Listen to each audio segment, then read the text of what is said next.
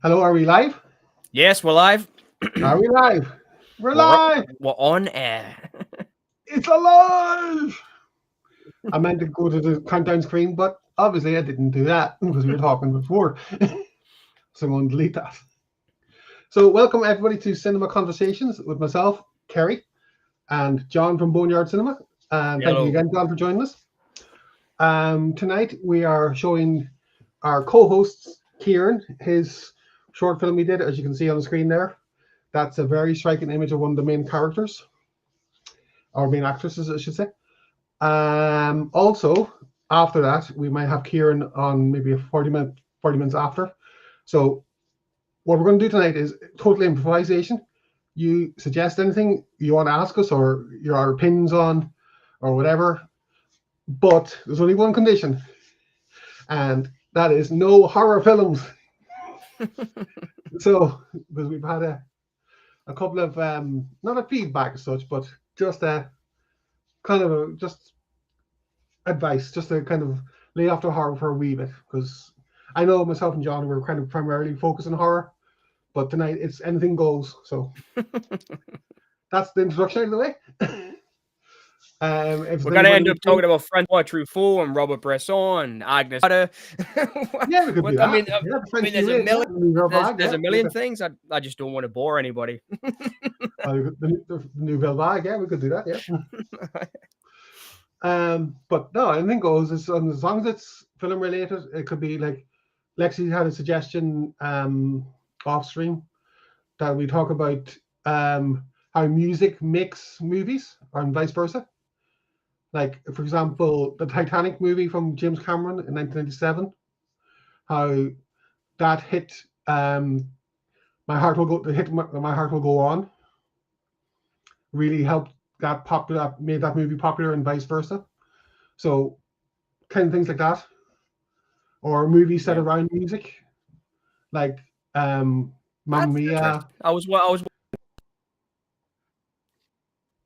was watching Vision Quest the other day. I was looking at it. I thought I'd like to get the poster of this and I started to have a look online, and there's loads of Italian posters that had Madonna on the poster, and they'd called the film "Crazy for You" because the song "Crazy for You" is in the movie, and obviously Madonna was the biggest thing in the world at the time. So they named the film "Crazy for You" in Italy and put Madonna on the poster. And I was just thinking, it's so cool. I've actually bought one of the posters on eBay, but I thought that was really cool. That's just the way how music. Yeah, that's kind of what she was meaning. Like stuff like when Madonna was in the 80s, like you had Who's That Girl, Desperately Seeking Susan. Oh, I remember that movie really well. I think Aidan Quinn's a like criminally underappreciated actor. Yes. I mean, I know he's been in a few big hits like Legends of the Fall and and Benny and June, but he's so underappreciated, Aidan Quinn. And I mean, I know that you're well, I can't actually mention it because it's HORROR, but he's just very underappreciated, Aidan Quinn. I love him in Desperately Seeking Susan. I think that's a great movie. I know that everybody seems to think it's one of my weakest films, but I always loved it. I also think he was very good in, when you mentioned Benny and June. Mm-hmm. As the brother, he was very good in that. June's brother. It's a great movie, that Benny and June. Yeah, it's like I was, as soon as I saw the trailer for it back in the day, I thought I really must go to see that, get to see this. Yeah. Because Johnny Depp, I've seen Edward Scissorhands on TV, but I didn't know what else he was in, and then I saw this, and then he did What's Eating Gilbert Grape as well, around that same time. And then he did Arizona Dream as well around the same time. And then he did the Jim Jarmusch Dead Man. And then obviously Ed Wood and oh well, talking about music, that Dead Man's one of my favorite sounds. Yeah. It's fantastic. That's music. Sorry? No, I was just saying music's perfect. Like Neil Young did the soundtrack for Dead Man. It's a perfect soundtrack. Yeah. Ciaran did a wee stream on his local radio station on Wednesday night. He talked about soundtracks. So we're gonna have his input Well, as well on that. we'll see if I on the stream without talking about HORROR. But I am looking forward to watching this movie. We just It's a lost you there. challenge, but we'll get there. All right. Sorry, we're losing you. Your connection's breaking up. Can you see me? Can you hear me? I was just saying, yes, we can hear. I was just saying, I'll see how long I can go without. Is there anybody out there? No, just nod if you can hear me. I can hear. That's a little clue to our next watch along on Wednesday night, people. If you're interested in it, we are going to be watching The Wall, Pink Floyd's The Wall. Yes. So that's going to be Wednesday night at 8:00. So is that why you've that's why you've been hinting about music and films? Yes, exactly. Had to segue it in there somewhere. You know? It is, pardon me. It is a really good musical film. It is one of the better ones. Yes. Like, I mean, there's some great films. There's I can't actually talk about that one, but there's some really good movies that incorporate music in them. Yes, that's like yeah. Oh wait a minute, I can't talk about that one. Let's just say there's a Frankie Goes to Hollywood song in a great Brian De Palma movie, and they asked him to incorporate to make the music video for Frankie Goes to Hollywood. Yes, because they wanted a song to sell with the movie. It's Relax, the famous Frankie Goes to Hollywood hit. Yeah. Mm-hmm. So De Palma said, "Well, why don't I just put the music video in the movie?" All right, okay, that's different. So halfway through a certain movie which shall not be named, directed by Brian De Palma, there's a Frankie Goes to Hollywood music video in the middle of the movie. There we go. Which I thought was a fantastic way of incorporating the song into the film and doing what the studio had asked. Well, considering the song was near banned, so yes, you know, like for suggestive content, you know, I've got no idea how they got away with it. I really haven't. There's so many. I mean, there's Lou Reed Walk on the Wild Side, which is exactly the same word. As what was said in Frankie. Frankie says relax. Yes. But then you got stuff like Money for Nothing, which what movie was that F word. So did it? Yeah. I didn't know that had the F word in it. It did, yeah. The bunch of sticks. You know, the word for a bunch of sticks. Right. You know? Or kind of a meat thingy. I don't know what you call them. Meat dinner with spuds and veg. So what do you reckon? What's your favorite song written for a movie then? Because there is loads of great ones. I think I know mine straight away, I think. Right.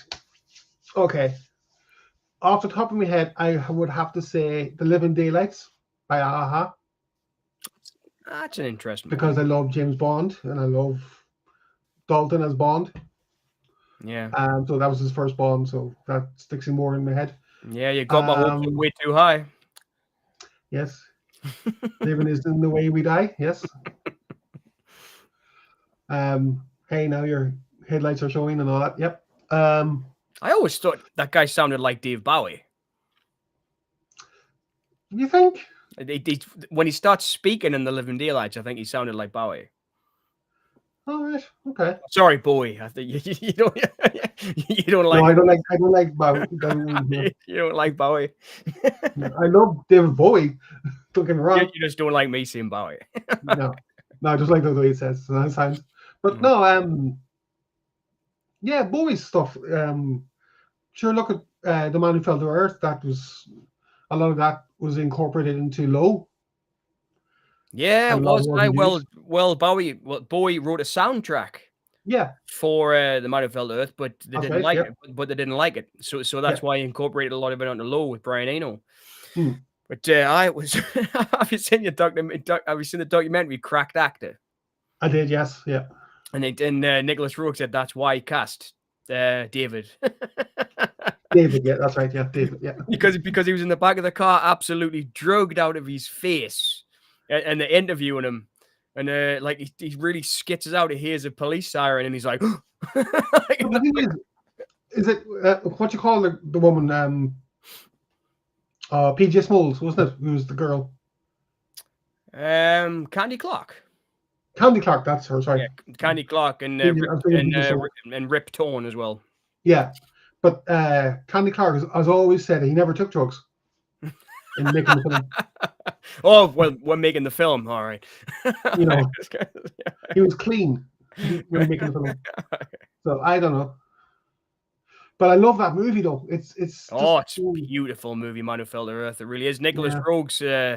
I've got a lot of his films. I really have. I recently watched. Well, I didn't recently watch it, but I got Full Body Massage on Blu-ray and watched the Blu-ray. It's flipping a wonderful film. Castaway is one of my favorites. I actually have the film poster of Castaway framed on the staircase. That's my favorite Nicholas. Cool. It's an incredible movie, that Castaway. Loads of his stuff's underrated. Like, I'm a big Dennis Potter fan. When I was a student, I actually wrote papers about Dennis Potter. I really like Dennis Potter's writing. I studied his writing. And he wrote a film called Track 29 that Roeg directed with Gary Oldman. Right. Which is just crazy. Dennis Potter wrote a kind of series of house invasion movies. And Track 29 is about this character, Gary Oldman, who turns up, Christopher Lloyd and his wife, and he turns up in their house and just says, "I'm your son." It's a really great film. As in Doc Brown? Yeah, Christopher Lloyd, yeah. Oh, right. Jesus. Wow. It's a really great movie, Track 29. And I think Indicator did a Blu-ray of it. I think that's the only Blu-ray you can get of Track 29. Other than that, there's an old VHS and DVD you can get. But a lot of Potter stuff's hard to find. But yeah, it's great. Nicholas Roeg, man, he's just one of those directors who, for me, he could do very, very little wrong. Even when he got into his erotic thriller phase in like the late 80s, early 90s, when he was doing the Red Shoe Diaries episodes and things, I still really love his direction. I mean, he did a great erotic thriller called Cold Heaven with his wife, Teresa Russell, married Nicholas Roeg. They got divorced. I think before he died, a couple of years before he died. But she was in a lot of his films that were just fantastic. And they were a great pair, in Nicholas Roeg and Teresa Russell. Was she in the Ken Russell? No, I don't think so. But she was in the Ken Russell film I talked about last stream. Oh, the whore. Yeah, she was in that one. She was the lead actress in that. She's a great actress, Teresa Russell. I think one of our most famous ones is, I think she was in Spider-Man 2 or 3. But she's an amazing actress, Teresa Russell, very underrated too. Nicholas Roeg directed her and Rutger Hauer in a movie with Gene Hackman about the gold rush. And Gene Hackman's this kind of old gold rush guy. And Rutger Hauer has an affair with his wife. And it's such a great film, really dark, you know. But a lot of Nicholas Roeg's work dark. That's what I really like about it. Yeah. Walkabout's really dark. And, you know, he's just fantastic, Nicholas Roeg. That's very, very dark. Insignificance is great. The one with Teresa Russell playing Marilyn Monroe, and you've got Albert Einstein meeting Marilyn Monroe. I mean, what a crazy! Just so many great films. He's a great director, and obviously, Don't Look Now and his horror movies. Like, sorry, but yep, Nicholas Roeg is just fantastic. Yep, cool. That's one point there. I mentioned my first HOOR. Well, that's not really. It's just dark. I'll take a drink because I said one by accident. No, sorry. That's what we should do every time we mention one. I should. Fair enough. So, if you want to.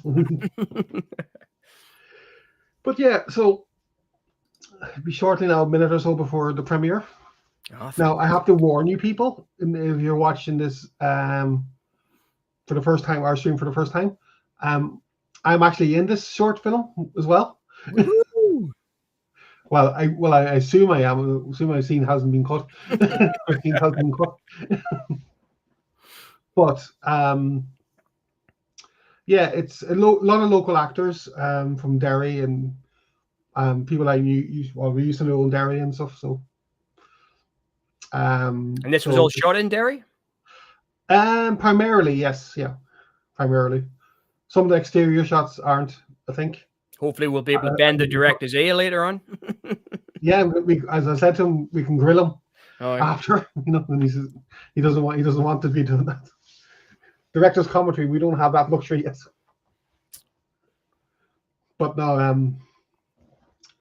I think it'll be ready soon. So fantastic! I'm looking forward to it. Gonna refresh there, so.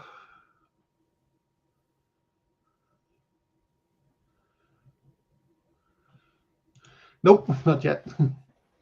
Oh, right. So he's waiting to premiere it. I see. You're right. Yes, yeah. So this is premiering. So this is Ciaran's channel, CCTV, right? CKTV.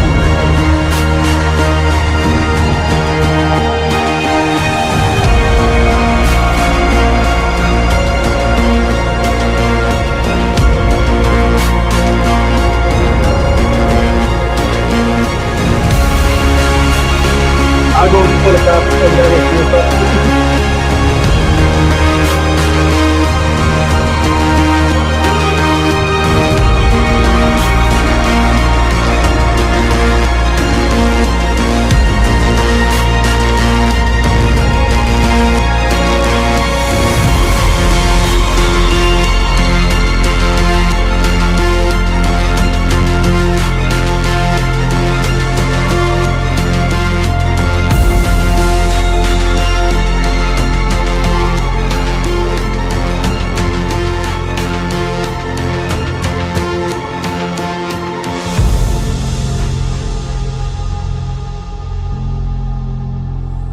that's an awful intro. I know it's auto-generated, but it's still awesome.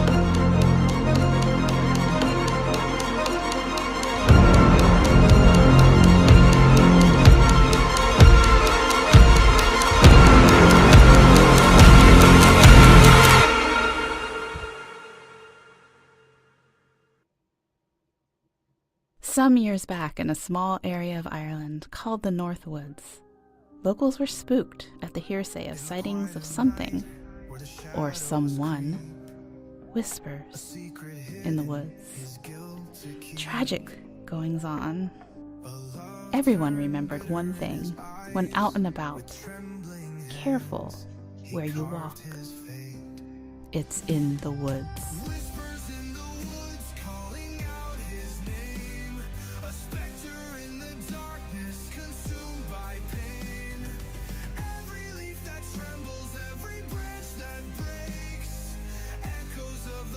That's a great name, Storm Miles. Can we go full screen, Kerry, on the film? Yeah, sure. Hang on.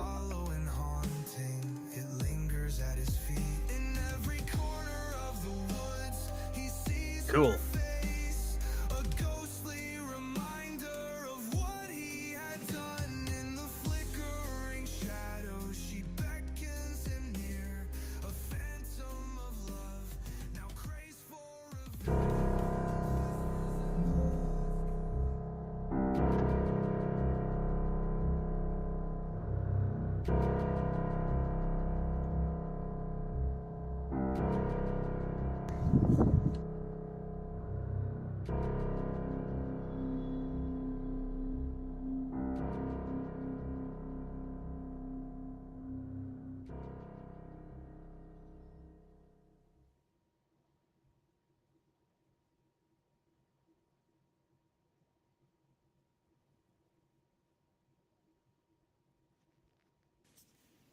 So we're here for MNN. This is Bart Bart. I'm here with Timmy and Jimmy, who have claimed to see a spectre, or a ghost, if you will, in the North Woods. Tell me, boys, what was your experience of this? Number one, we did not claim. We definitely saw that ghost. What about you, Jimmy? It was scary. After school, we just wanted to go into the forest and explore a little bit. And then when we were walking in, we saw a ghost. Then we ran and we hid somewhere so the ghost couldn't find us. What do you think, Timmy? Do you think it's going to be resolved? Oh, I don't know, but we're never going to that forest again. Okay. There you go. This has been Bart Barrett for MNN. Thank you.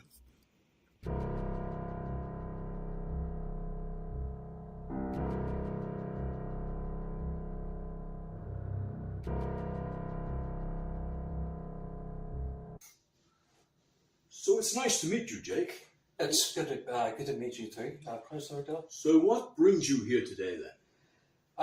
Well, I'm looking to talk about my wife. My wife's death.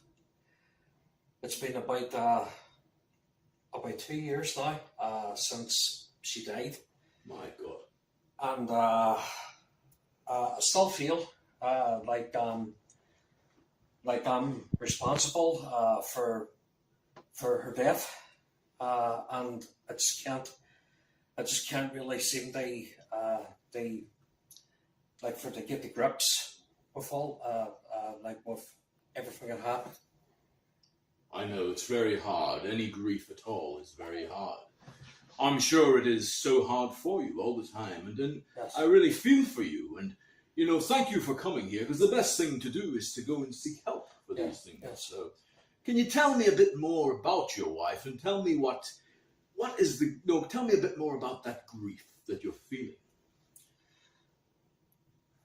Well, the grief that I'm feeling at the moment is I keep blaming myself that when I'm playing over everything in my head, and I'm just I just can't really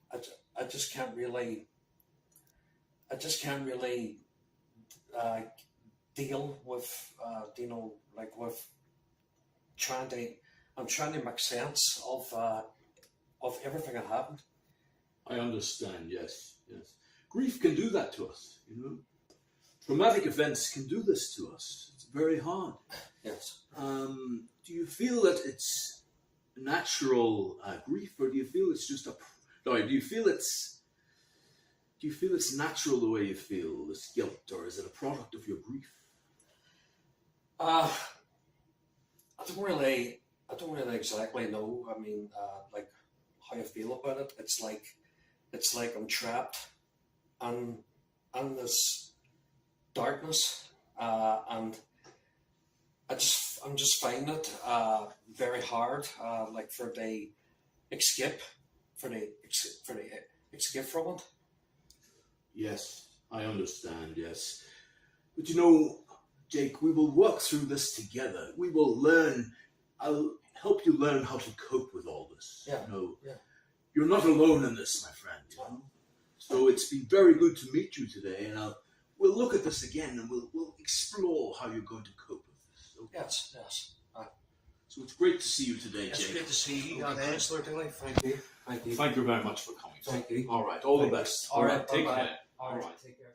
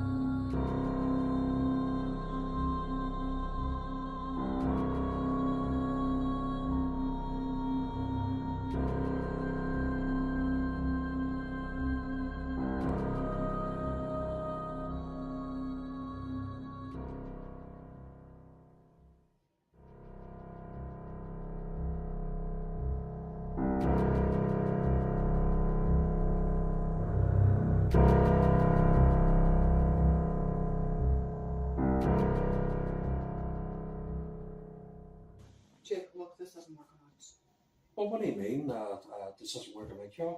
You're cheating on me all the time. What makes you think that I'm cheating on you? Because I've bloody seen you. My friends are coming to me. They're sending me photos. Oh, You what have the photos? arm? What photos? They're all over my bloody phone. Well, let's see. Well, let's see them. Here, look. Are you going to say that's not real? That's bollocks there. That's Bollocks, your bollocks. You know what? Saw this. Someone must have this.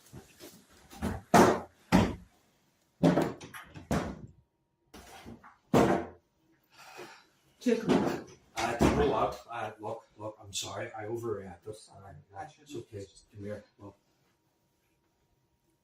Actually, I'm not. You know what? Jake, don't! What are you doing? Jake, don't!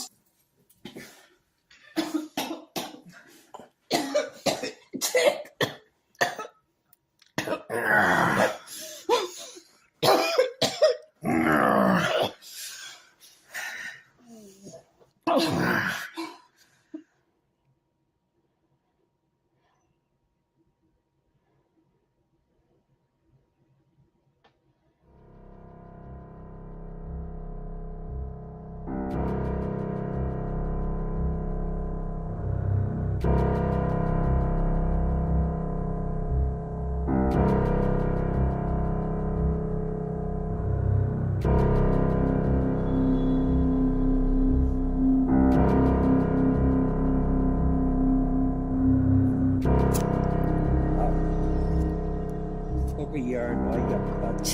Yeah. Aye. Good enough, you bitch. Yeah. Take your oil. Rest in peace.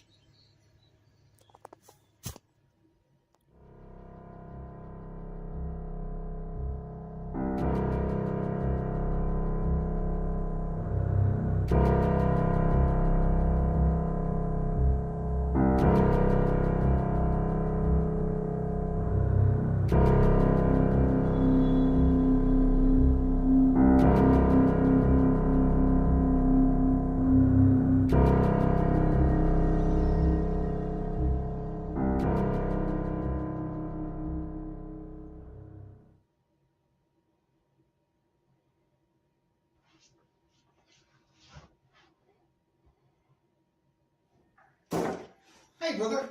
Hey, sis. Hey, what's up? I just come to see how you doing. You look a bit down last time I saw you. Okay, I'm not too bad. I don't want to come in there. Thank you. Come on. Grab a sit there. Thank you. So how you been? Not too bad. I just just keeping busy. Just doing the usual. So what are you doing with yourself? Just in the city, so I thought I'd say hello. All right, okay. I've been seeing Ciaran lately, and I know it's 2 years, but Jesus, yeah. grief does not disappear, does it? No, it doesn't. No. It's always there. Just you try for the put it out of your mind. But it's always always something. I mean, if he sees something that she liked or hearing the song, it just it's just brings up it just brings up memories. Okay.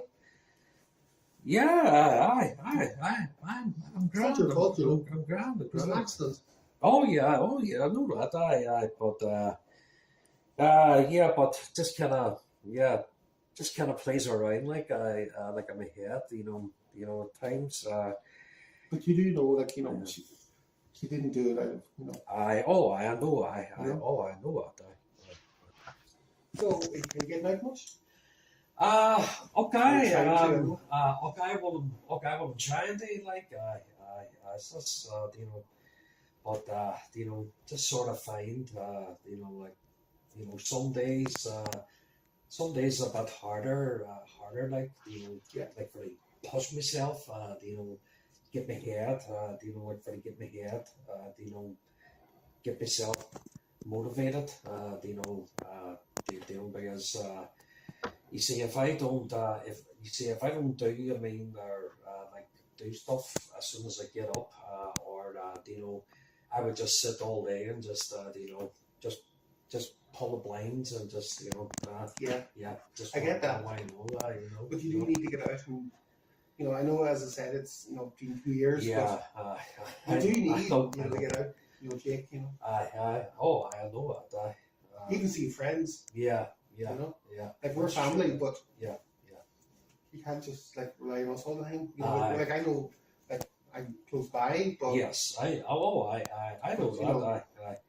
But, that. And I do appreciate that, like when we come round, I'm glad you do. yeah. I do appreciate it, like, yeah, absolutely. Well, yeah. Do you want to go out later on tonight, or to go to the bar? Sure. I'll get back to you. Okay. Right. Later on, sure. Give me a wee buzz, or Yeah, exercise. that's grand. Not a problem. Cool. Not a problem. Okay. Yeah. Right. Well, I'll head on then. Okay. If you're okay with that. Yeah. Yeah, Absolutely. Yeah. Okay. Right. Okay. I'll chat to Right. you. I'll chat to you later on. Sure. Yeah. Right. Take it easy. Aye, you too as well. Okay. Yeah, Yes. okay. All right. Yeah.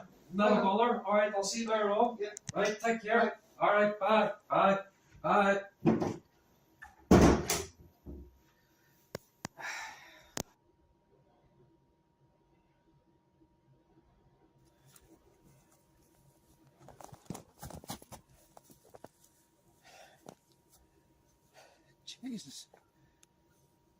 Jesus Christ. Why are you here? Why are you here like this? You're dead. Why can you be here? I'm so sorry. I'm very sorry for what I've done. Please. I'm so sorry. I'm so sorry. I'm sorry.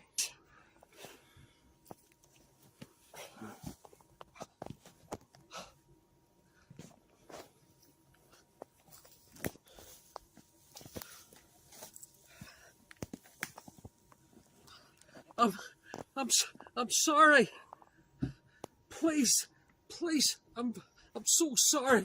So as time went by, the people nearby the Northwoods would never see Carol's ghost again.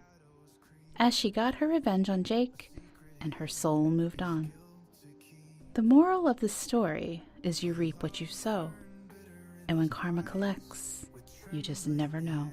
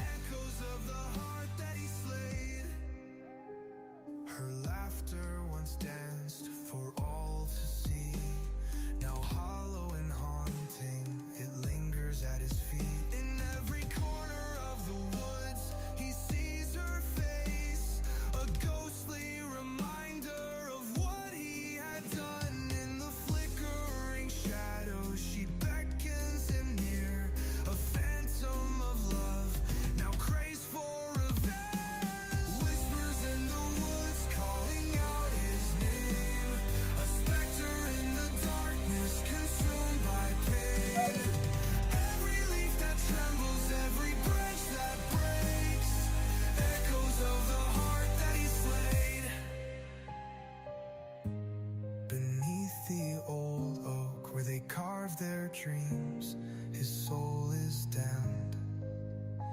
As she speaks with the wind, her voice a pain sigh. Remember my life, for I will not die. The crows gather round, a dark omen's flight.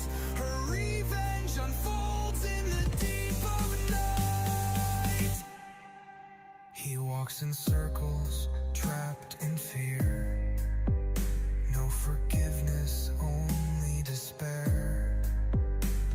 The dark keeps watch, while death bears witness to a tale of sorrow, of a love turned reckless. Her pale form dances through the misty trees. Each step he takes seals his fate, though he buried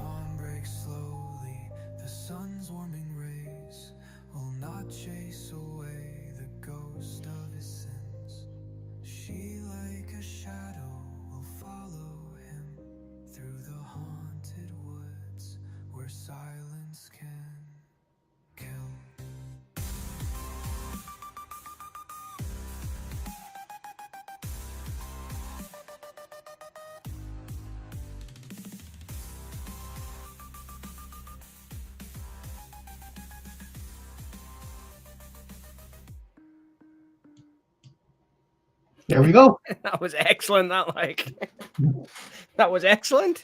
I can't believe you. I mean, that felt natural, though. I mean, obviously, we'll talk to Ciaran when he gets on, but you were saying that a lot of your stuff that you did was improvised. Yeah. And man, you could really feel that there was like a reality to it. Definitely. That's good. I thought that was great. It just made me think, oh God, I need to lose some weight. No, it looked great. I thought I liked your Martins, the white ones. Yeah, well, they're Penny's best or P Mark's best. Yeah. Well, you shouldn't have said no, man. They look great. Costume by me. No, I thought it was fantastic. I really did. So, Chad, what did you think? And the one person has remained. We lost somebody, but that's okay. Well, I really enjoyed it. I thought it was fantastic. I mean, Ciaran shot that in no time as well, didn't he? It was only like a couple of weeks, right? Right, 2 weeks. 2 weeks, 2 or 3 weeks, yeah. And you've got Lexia did the soundtrack, Lexia Henderson, which was great. I really enjoyed that as well. I can hear her flush the toilet. She's putting her copy of the movie down the drain. No, that's not fair to say that. No. That's not fair to say that. No, but to be honest with you, like, I didn't know how it would turn out. Oh, I didn't know the structure of the scenes and how that worked. Because mine was the last day of shooting. All right. Well, my second to last, the scene in the bar, I felt, when the camera focused on the girls. Yes. I thought it was his eyes. He was eyeing them up.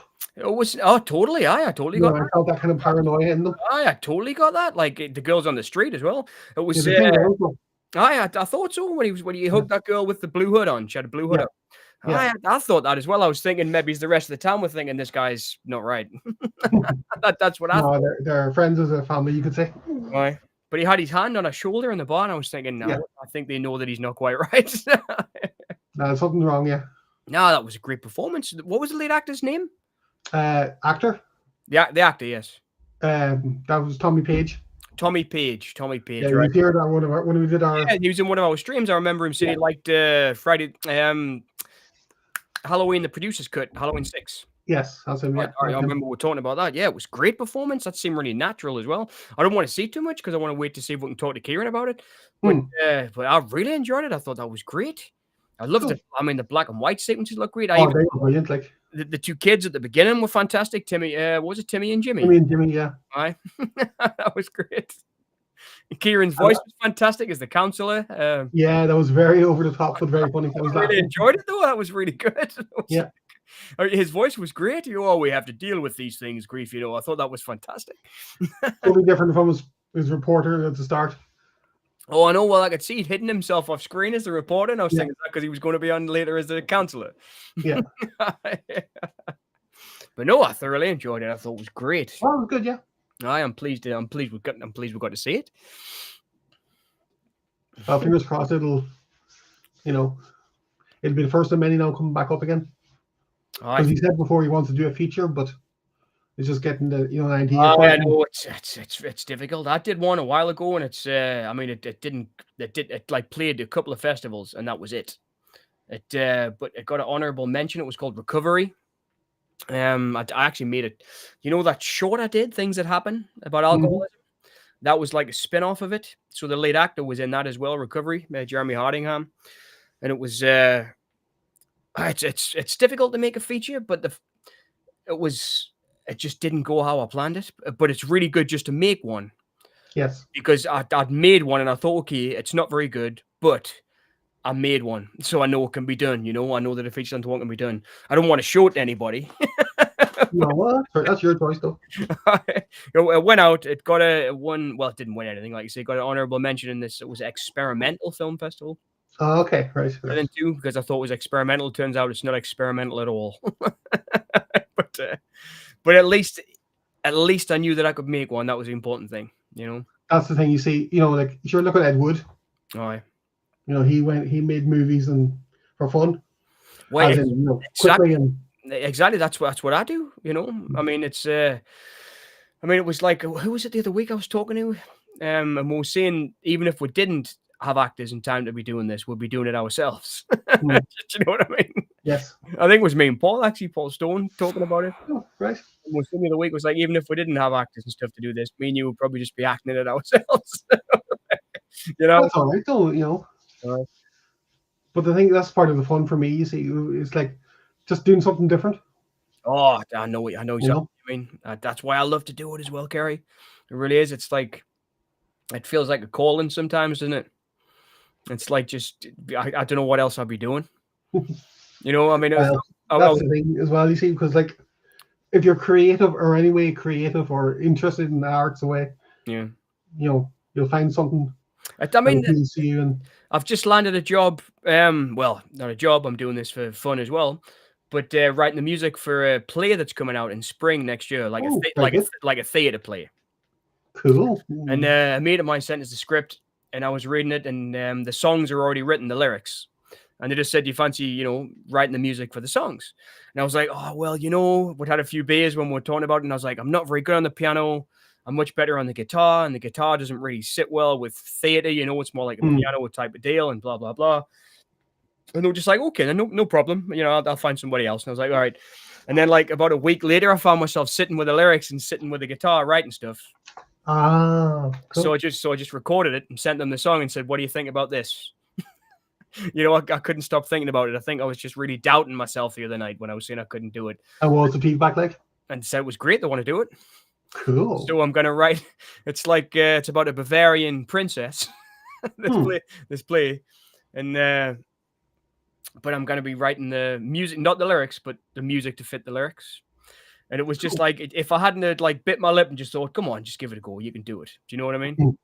And of course, it's always really like gratifying when you make something like It's in the Woods, or when you write a song, or when you do something, you know.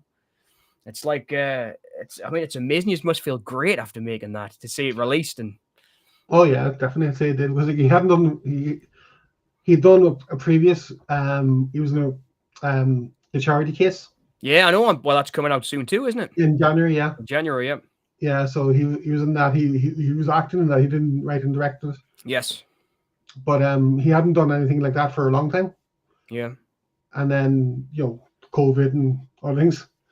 And then, you know, he came down here to see me and Lexi just, you know, late last year. You know, before, not late last year, but before we did our first stream. Yes. And he asked, you know, was I still interested? Because before we moved down here, I said to him I wanted to do a podcast kind of thing with him and Darren Harkin. All right. You know, one of the family who's involved in the Charity Case. Similar to what we started doing with Cinema Conversations. Yeah, but it was more like kind of an actual podcast. All right. You know, like kind of recorded, like as audio only. Yes. But then he said about doing, you know, he was up for it, and I said, "Oh, okay, that'd be good." So that's me and him. So then I asked you. Yeah. And then so we have the three of us, kind of different takes on film and stuff. Yeah. Because Ciaran be more into the modern stuff. Yeah.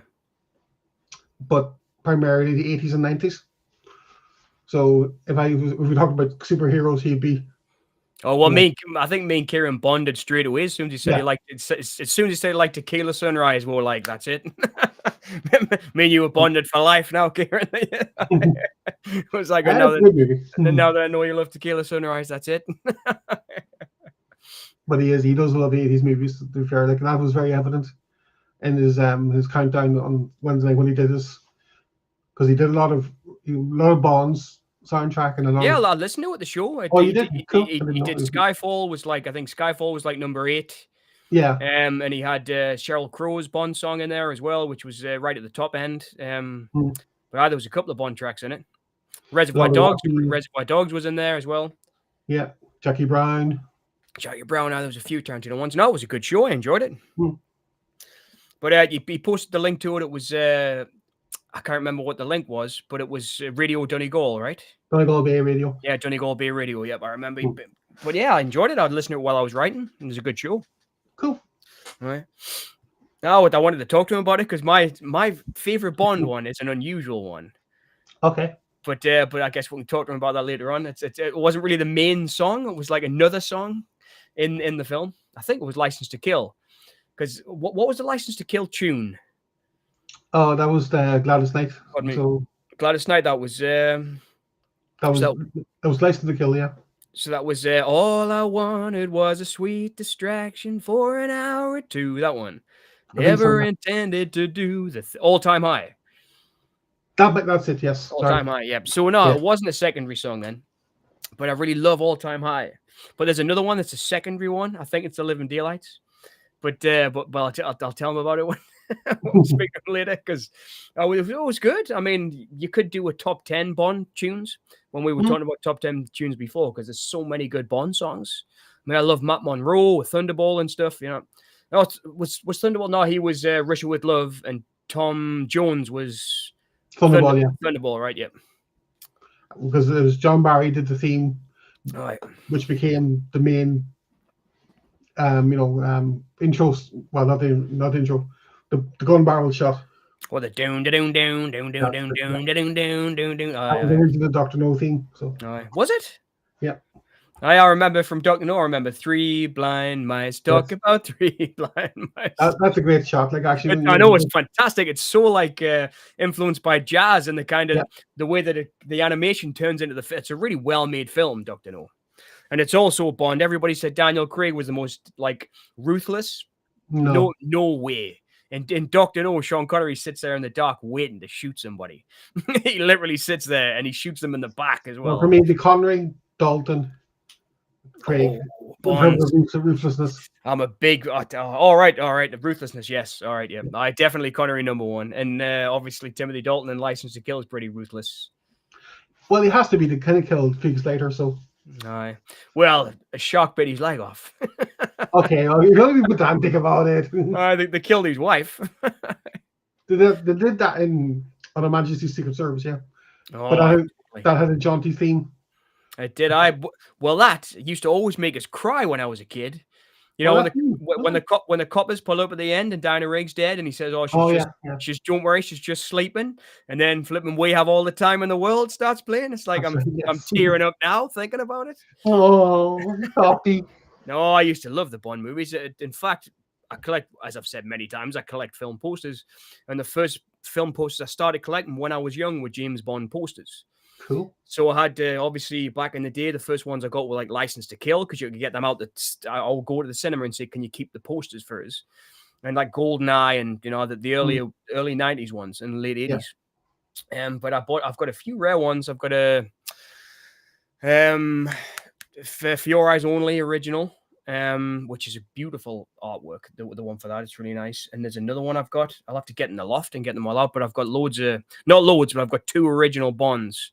For Your Eyes Only and Live and Let Die.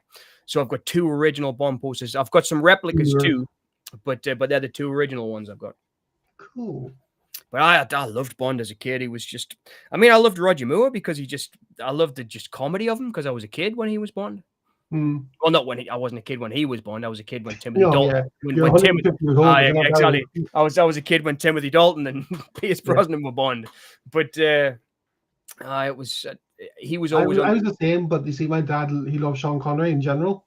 Oh, yeah. So whenever a Bond was on TV in the evening or whatever on Sundays or whatever, everything stopped. You gotta watch Bond. It's crazy that Connery.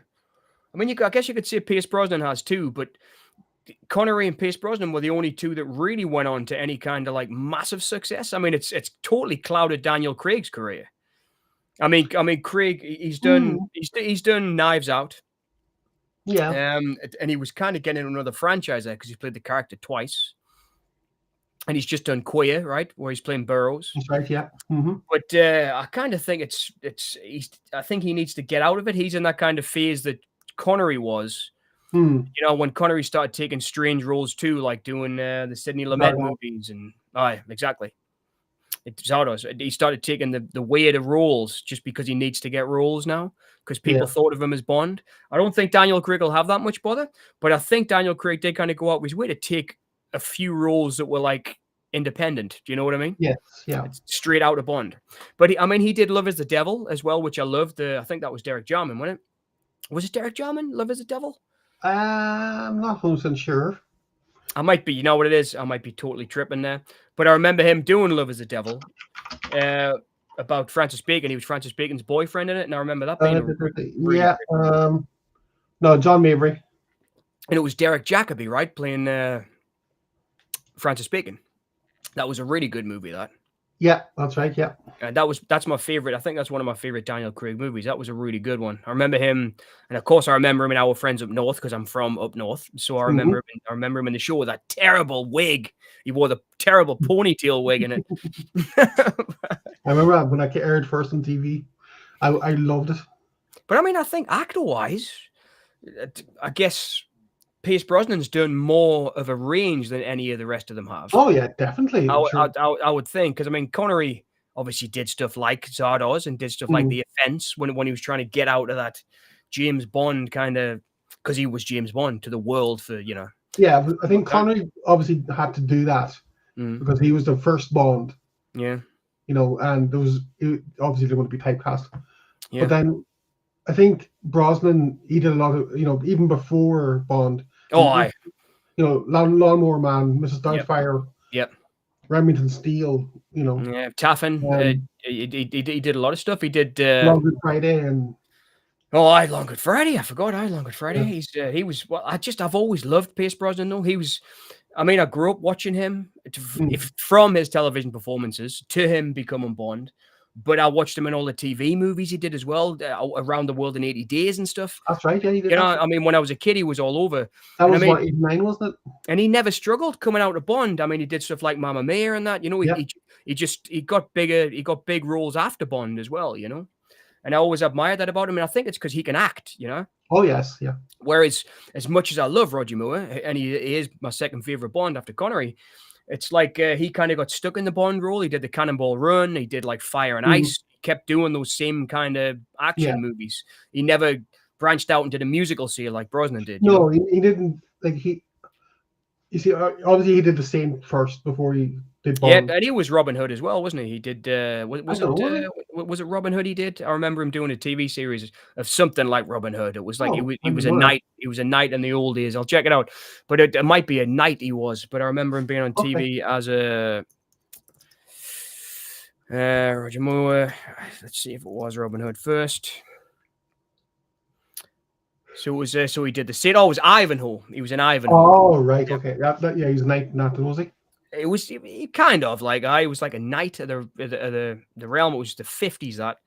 That's what I remember him in that as well. That was always on the telly, and of course, The Saint was just Simon Templar was always on the TV. I mean, at dinner time when I was a kid, I remember getting my dinner like really young and watching The Saint on the TV. You know, it was like, but he was always that kind of cool action guy, Roger Moore. He never seemed to become like he did do a great thriller called The Naked Face, where he was a psychiatrist. It was a Cannon Golden Globus. It was a Cannon film, so it had a really big budget.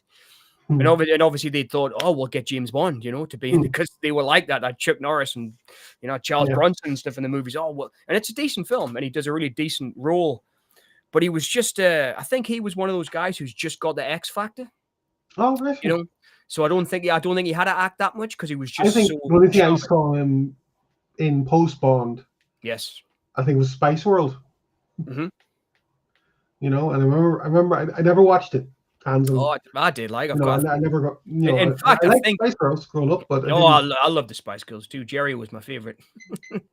But I think it was a cameo, and he was kind of an Asian or something, wasn't he? Or, I don't know. Yeah, he was a nice guy. He had there was a few cameos. Meatloaf was like the bus driver or something, wasn't he? There was a few cameos in the movie. I remember Richard E. Grant was the manager. I remember it. I think I might have seen that at the pitches. That Spice World. But I thought was it Spice Girls the movie, right? That's just what it was called. But I do remember seeing it, Spice, at the cinema, and I think that might have been with like my school buddies, you know, like going to see it. But it was good. It wasn't a terrible film. It wasn't the best music film of all time, but it was. I liked how distinctly British it was, and it had a really British feel to it, which I liked, and it reminded us of kind of the Richard Fleischer Richard Lester, sorry, doing the Beatles movies. After Hard Day's Night and stuff, yeah. Hard Day's Night and things. It kind of reminded me of those type of films. Or the Dave Clark 5 did a one with John Borman. Catch Us, if you can, it was called. Oh, okay. It kind of reminded us of those. Billy Fury did one with Michael Winner. You know, it was like, it reminded us of one of those really early kind of 50s, 60s cheap, fun movies. You know, Spice Girls running all over London trying to save the crown jewels, wasn't it? I think so, yeah.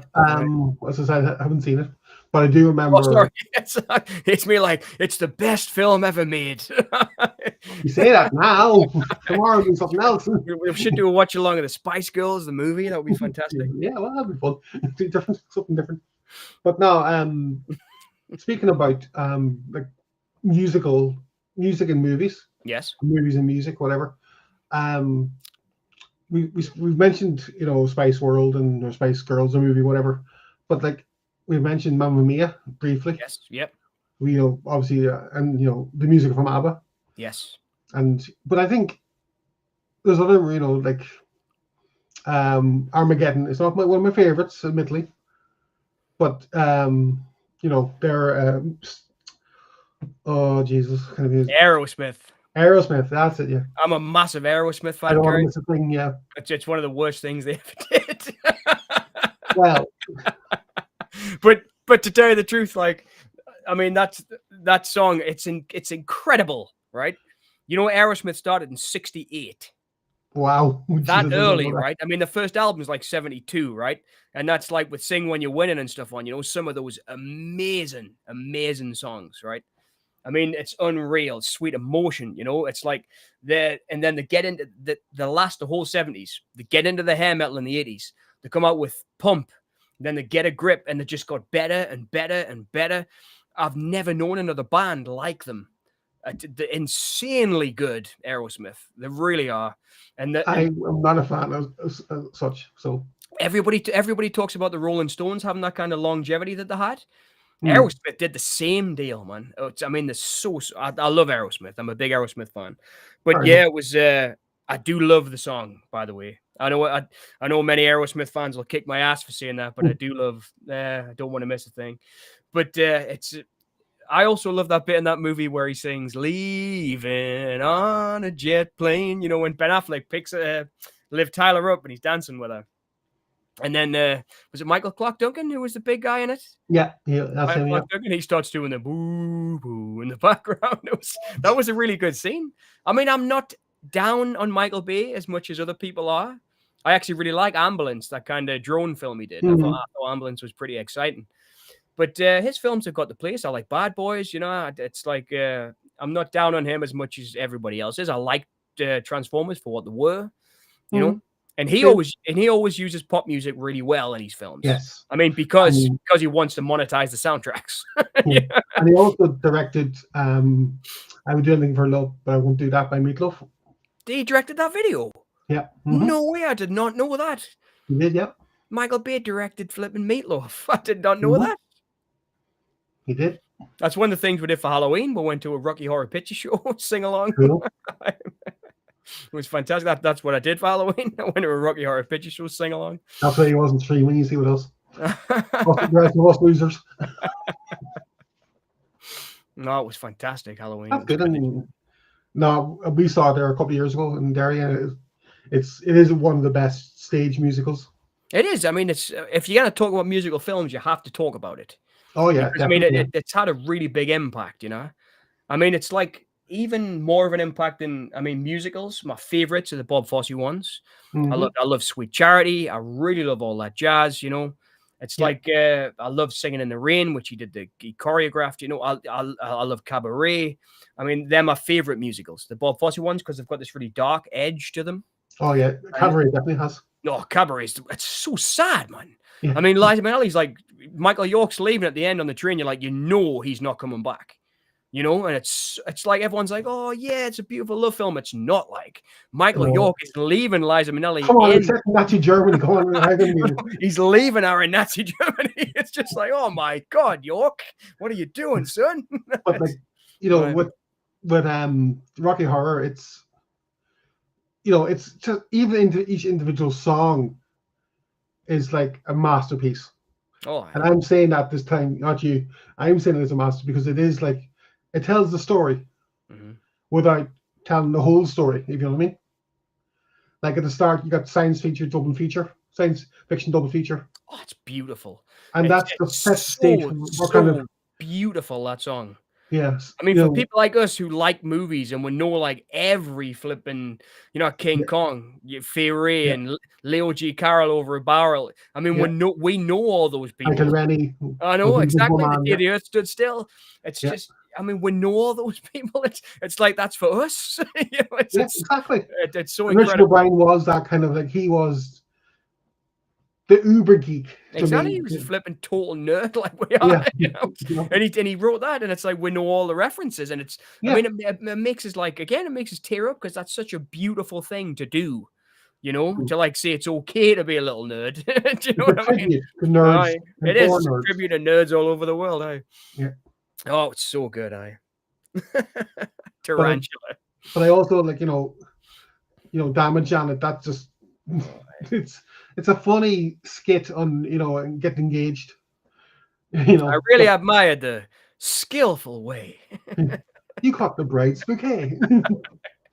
Oh, he's really good in it, man. Barry Bostwick, fucking awesome in that film. He's really good. I really like him. I'm a big sci-fi geek. I love a TV show called Lex, and he's in the Lex, Lex. Oh yeah, I've heard of that. Yeah, and he was in the pilot episode.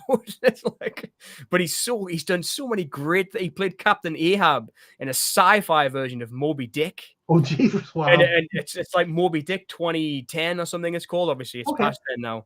But I actually own it. It's like it's so like a sci-fi channel Moby Dick, But man, it was so good. He's a really underrated actor, Barry Bostwick. He's got a beautiful voice, He's got I always thought he had a really like leading man kind of Gregory Peck type.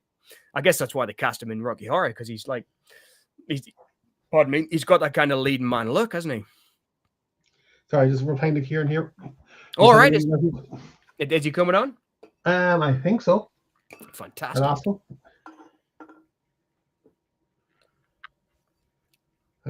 Are you joining us? I've just got flipping. Eddie was a real good kid.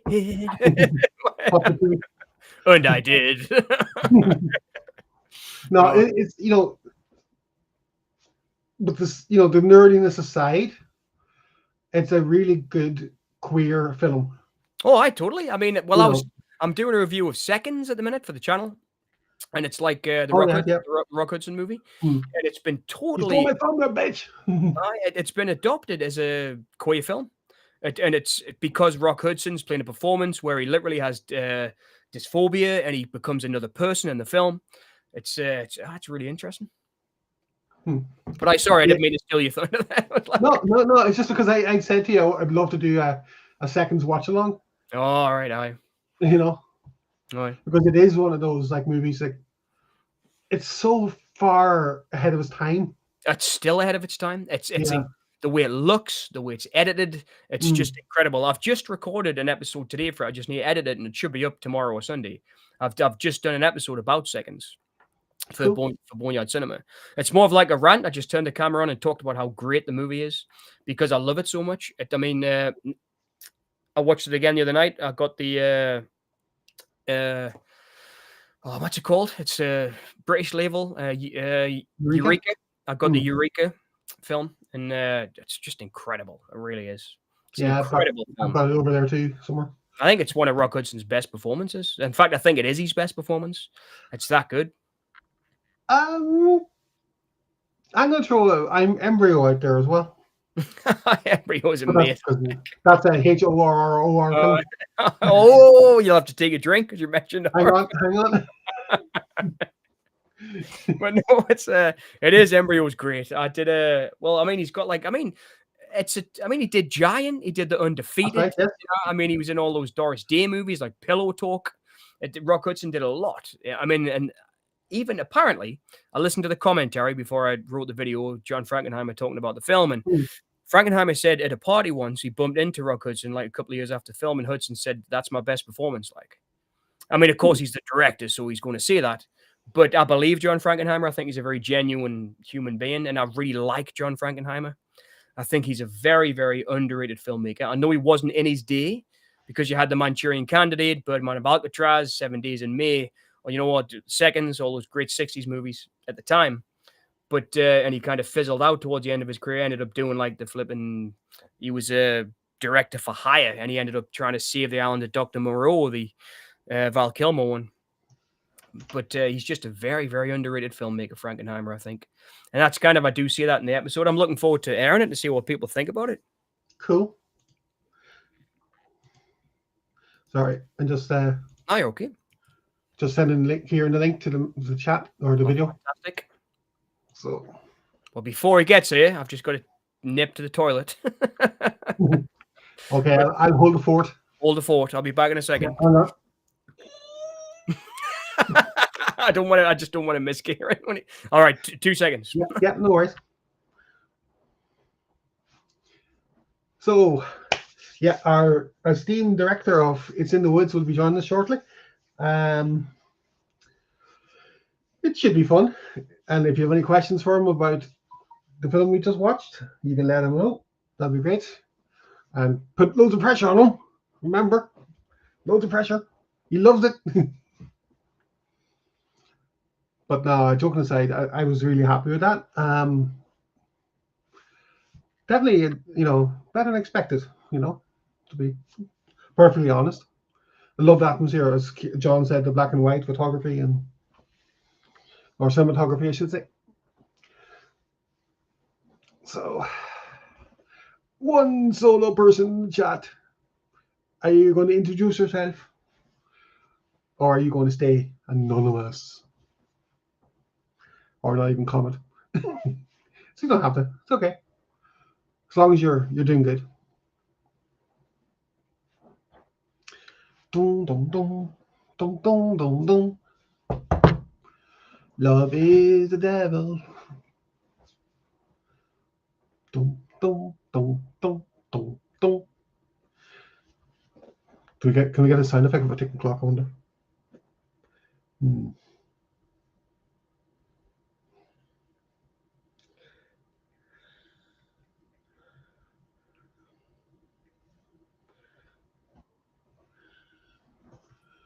Hey, boss man.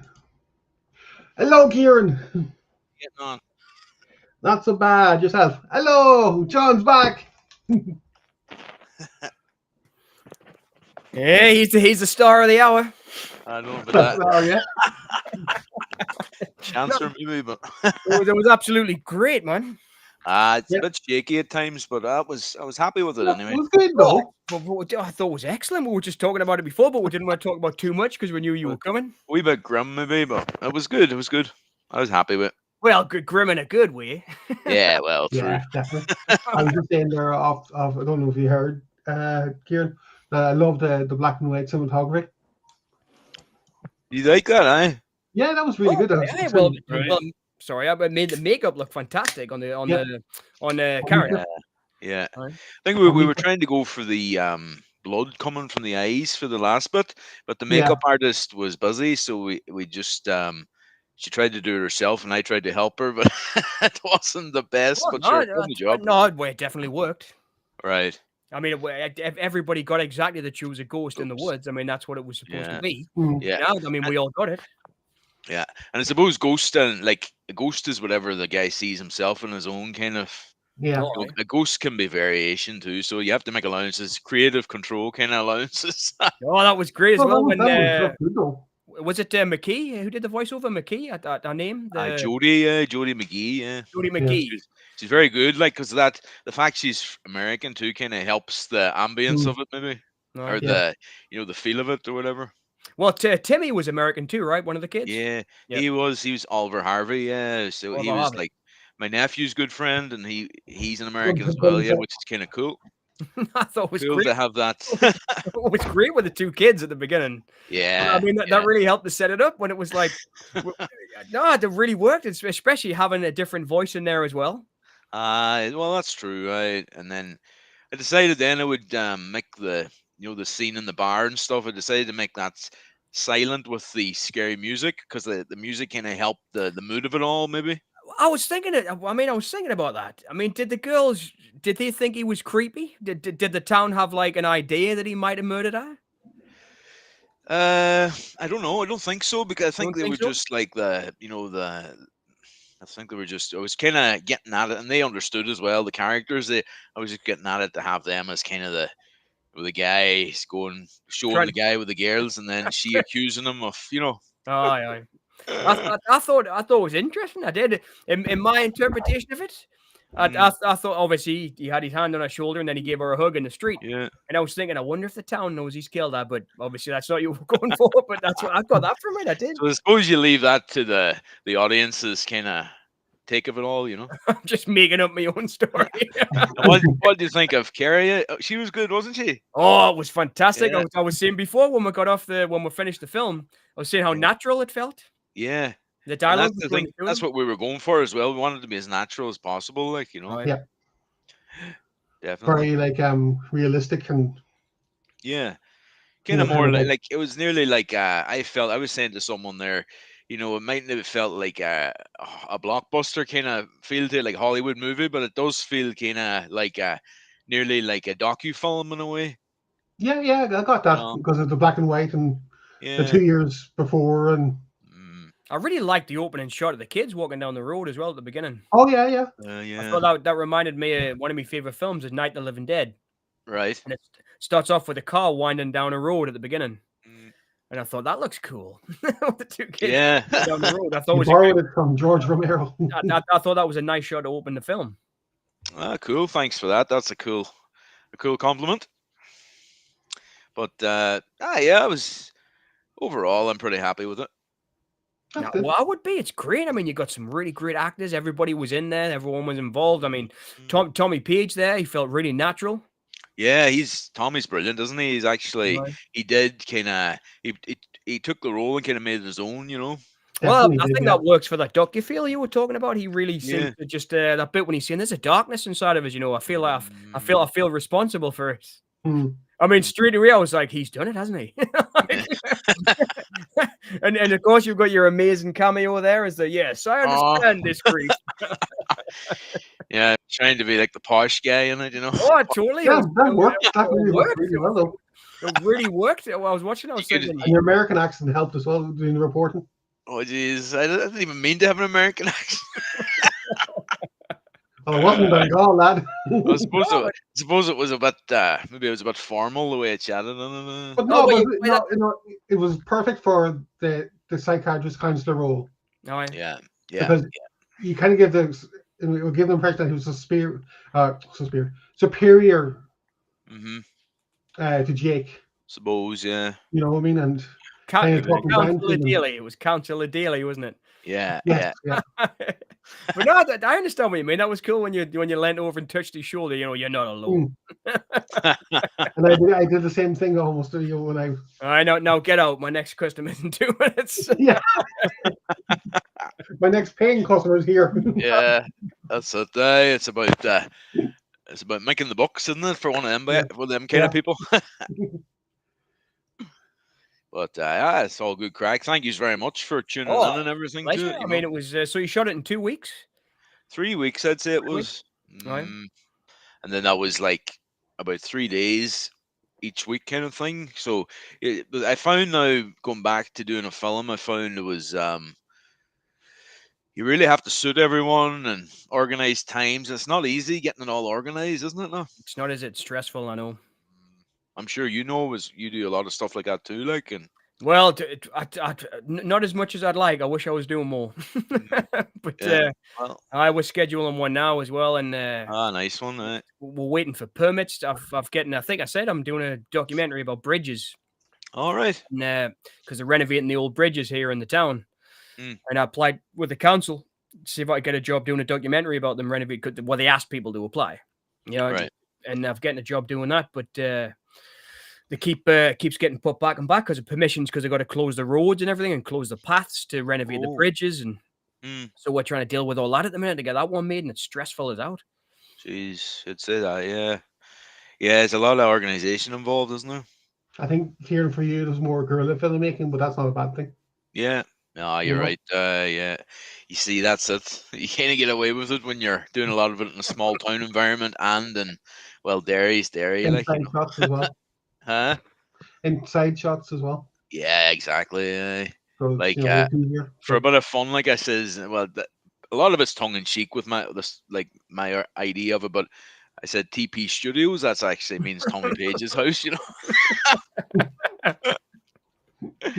Oh, yeah, that's good to know. So how do you feel now it's all done? Are you pleased that it's over? I am, yeah. Just I've had good feedback, so from a few people, but like, you know, I'm good. only it's the first time I've tried one in 10 years, so I know nobody expected much, and I didn't expect much either. But I'm happy with it. Like, oh, That's the main thing. well happy with it. I was well into it. I was, but like I say, that's when you were talking about that doc you feel you've got there, like the handheld camera. It did fit for the story of it. I feel like it was for another story. It might have been out of place, but for that, I think it worked. You know. Oh, definitely. I think it gave him the like a campfire story almost. Yeah. Yeah, and just as long as it didn't get the shakiness, didn't get to a point where it annoyed people. No, not at all. Not at all. Enjoying watching it, you know. No, not at all. But I do think I don't know if you picked it up on yourself when you're editing or filming, or maybe it was intentional on your part. But I was saying to John, earlier about, when Tommy's are in the bar, Jake's in the bar drinking, and you've got the camera focused on the girls. It's like his eye lines fixed on them. The camera is his eyes. Right. You get my idea? Okay. What I'm trying to say? The camera's his eyes. Yeah. Well, I feel that was kind of what I was getting at. Yeah, that's what I was getting. That's what I thought, because I wasn't sure if it was intentional. Because it really was. I was totally wrong about it. You could see his eyes going down. Yeah. And then put his hand on the shoulder and Poor Dervin, I didn't know what to do. Well, it was good to see him get his comeuppance there. Yes, the karma collects. You just never know. Well, you see, that's the good thing though. He doesn't have to pay you any bills now, any fees for your counselling. Well, how have yous been, guys? What's the crack we use? Not a lot. Just met up with an old school friend earlier today, so. Oh, very good, very good. We haven't seen each other in 15 years. Right. One thing or another, and but like she was, we had we had coffee and stuff in one of the cafes in town here. Right. Did you talk about movies? No, actually, we talked about music because like one of our mutual friends, her son was there with her.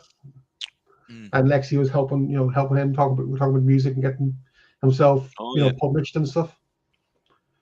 So his work published, and he was really appreciative, and he asking her loads of questions. And all right, very good. Yeah, Lexi was able to answer all those, so it was good. She's done great, hasn't she? She's brilliant, great album and all, and excellent. She's got stuff. good feedback, like from it, that's for sure. So far, yeah, some great tunes on it, like. But what did she think of the film there? Did she see it? Or? I assume she did, because she's actually in another room. All right, fair enough. Because I felt her piece really made that as well. Really made it even better. Like that piano was really atmospheric. Awesome, like unbelievable. And I don't know very how that morbid and very funeristic. Yeah. But I was going to mention as well. I really liked the makeup when he murdered. It was Carol, right? It was Carol. Yeah, Carol. Yeah. And he had his hands around her throat, and her eyes kind of popped. Yeah. And she had that big red mark on her cheek. Yeah. That looked really good, that. I mean, she was good too. That bit when them two had the argument, when she says, well, here, it's on my phone. And he was like, well, give us a look. That was all really, like, that's what I mean about that natural style. That all really felt like just, I mean, was that improvised, Ciaran? Or was it like, was it all scripted? There was a couple of scenes that I said, Tommy, to be honest, Tommy wasn't too comfortable with learning lines a lot of the time. Right. So I said, if you can capture the character, you can get to know the character before we shoot. Yep. You're welcome to improvise, Yep. So he did actually improvise a couple of his scenes, yeah. That's the way we shot as well. Yeah. I know what you mean. I had that with an actor once. he didn't want to do the lines. He wanted to improvise it. But it was like it was a scene where he was supposed to be getting interviewed anyway. It was a film about. It was like a I was trying to make a found footage film. Yeah. So it was like the guy was getting interviewed anyway in the film. So I just in the end he wouldn't learn the lines. So I just wrote him a list of questions, and I said, answer these questions in any way you want, just as long as you answer these questions in this order, because that's the story arc I need for the scene. Yeah. That's how I kind of handled somebody who couldn't learn didn't want to learn the lines. He just didn't want to. So I said, okay, just answer these questions in this order. Right. Yeah. That's the story I need for the scene to make it work. It's a tricky situation, especially I'd imagine with someone that doesn't want to. I know. Yeah, you'd imagine when you take a role, you would be willing to learn lines, Exactly. I think he was an artiste. I see. And I was like, oh, okay then. But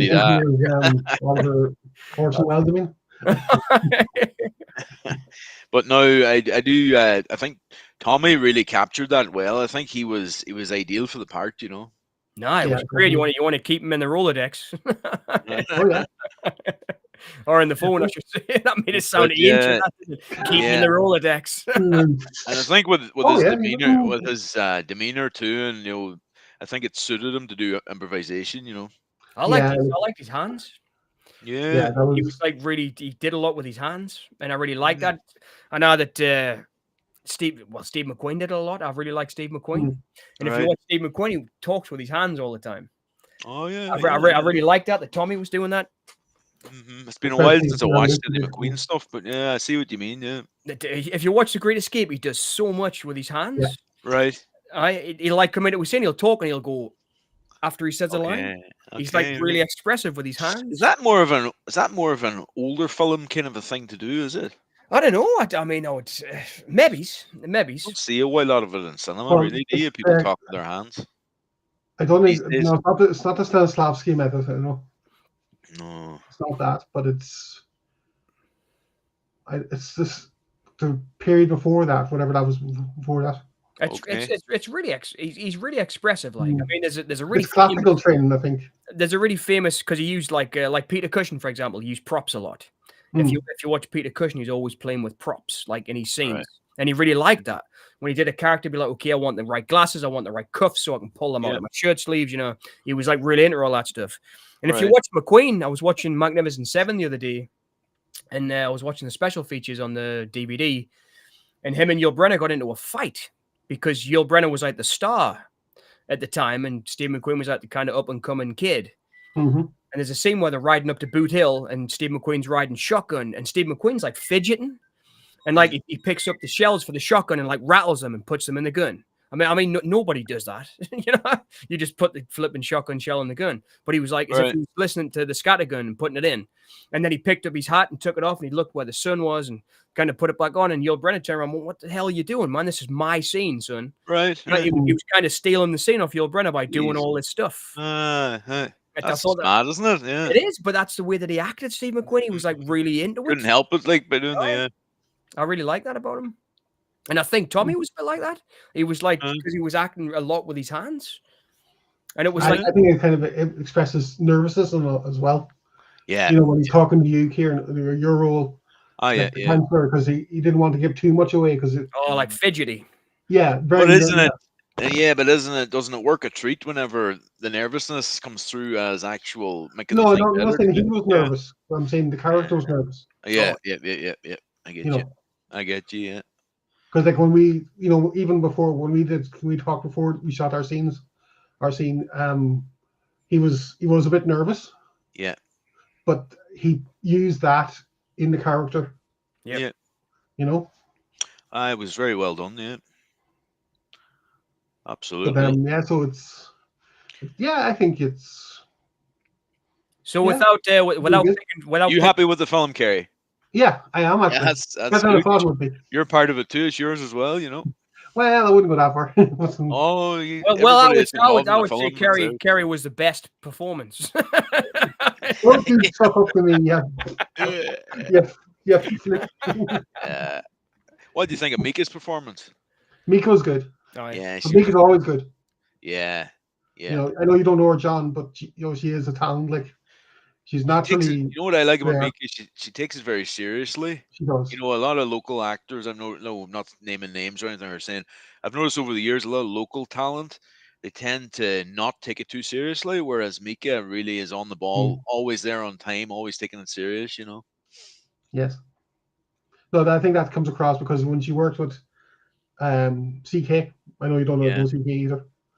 CK kind of impressed on her to be professional because this is maybe amateur, production, but it's we want to give our all.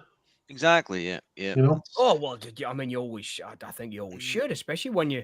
I mean, it was like you were saying before. It was like when you were shooting. I mean, you've got to schedule it and make sure you're not wasting anybody's time. And I mean, that's what I always think about, because I mean, I'm doing the same. I'm shooting films with no budgets, just with people who've come. I put ads on Star Now and stuff. I pay for travel and I can't pay for anything else because I've got no money. And it's like, I want to make sure I'm not wasting anybody's time. Do you know what I mean? That's my big thing. Like, that's the way I felt as well. Yeah. Like I shared some storyboards I'm doing for an upcoming film on my YouTube there before, and I've always had terrible storyboards. I mean, they're awful. They're like little stick men. I try to do, but I mean, I've been doing them for years, but they've never gotten any better. They're always terrible. But I still always do them and take them to set because I know that even if nobody else has got any ideas, I know that we've got to shoot this today, to get the film done. So I always come with that to say, like, okay, if there's nobody else who's got any ideas, we're doing this here now, like this. Do you know what I mean? Yeah. I mean, I know we're working with no budgets and no schedule, but it's always a bit of pressure, isn't it? Oh, it is. Yeah, definitely. And you kind of feel like, how am I going to be the one everyone's going to listen to here when they're not getting paid for it and stuff like that. Whereas, at the end of the day, like, it is a project and it's a hobby for people, and if they sign up to it, they're obviously passionate about it. So you got to think of it that way too, I guess. Oh, definitely. I mean, there's not worse than when you're giving your time to something, and everybody's giving it their all, and then there's somebody who's sitting there still smoking a fag like 20 minutes after dinner, and it's like, oh man, we've got to get this done. Everybody, everyone wants to get home by 5 o'clock. I'm going to buy everybody a pint at 6.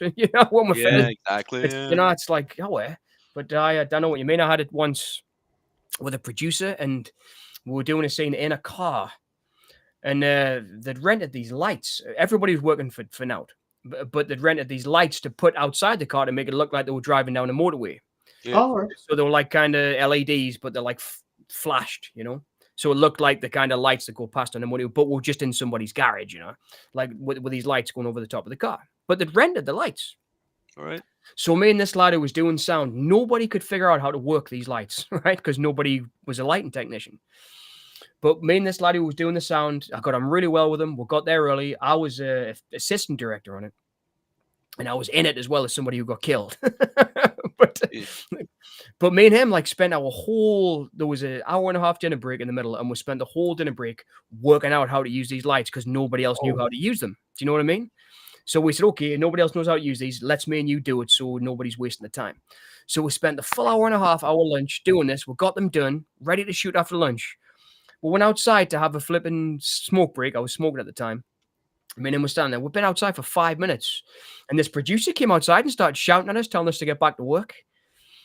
And it was just like, hey, mate, we've just like, nobody else knew how to work these lights. We've just figured out how to use them, and now he's shouting at us to get back to work. Give us 5 minutes. I know, but it's that kind of thing that you need to keep track on. I mean, you should notice when people are doing that. Do you know what I mean? Yeah. But I mean, for all the shit all the pressure it causes us, it's still great. Like, there's no other feeling like it, is it? It's a great feeling, especially when you get to a few people said to me, would you not premiere it on a screen or something, in a local hall or something? And I'm like, to be honest, I'm not at the point of filmmaking where I'm confident enough for that yet. So I would prefer to do it online and see how we get on.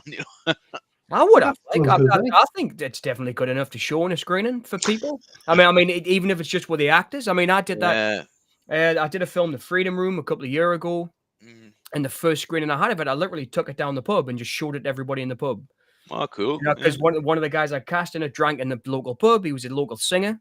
Okay. And so I'd cast him because I thought he works on stage. He probably he won't mind being in front of the camera because he was a singer. Yeah. And it turned out that he wasn't the best actor, but we'll work through it and we'll figure out a way to, work with each other, and gave it his all. And that's what I did. I mean, I didn't know how it would turn out. I thought it was good though. I mean, I was pretty pleased. But that's what I did. I just took it down the pub and said, "Do you mind if we show this here?" Like on Wednesday night when it was dead, and they didn't have a quiz on and out. Yeah. And he was like, "I bring it down and show it. I'll bring the projector out and get the screen." And it was flipping amazing, man. You should do it, Ciaran. You should show it. Brilliant, even if you just invite the actors and that. It's worth doing. I'll think about it. I might end up doing it in Derry or something like that with a few of the guys. Yeah, see what happens. But people get into them, man. They do. David Harkin has said that they're planning on doing the screening for the charity case in mid-January, I think. So yeah, I was saying that earlier. Yeah. Oh, fantastic! I can't wait to see that one. Like I saw the still photographs you posted. Yeah, it's got a nice wee trailer too. That one, yeah. Is that the one? It's the guitar case, right? That's right. Yeah. Ciaran plays the lead. Not the something to look forward to in the new year. There's not a lot happening in January, so it'll be nice. Oh, it'd be fantastic! I can't wait to see it. Is that going to be the Nerve Centre, Ciaran, or do you know? I don't know yet. We're talking to the Movie Bowl actually. Oh, all right, okay. We're talking to them, maybe getting a screen in there, but we'll have to. I think we're meeting them on Monday to see what happens. You see what the crack is with it.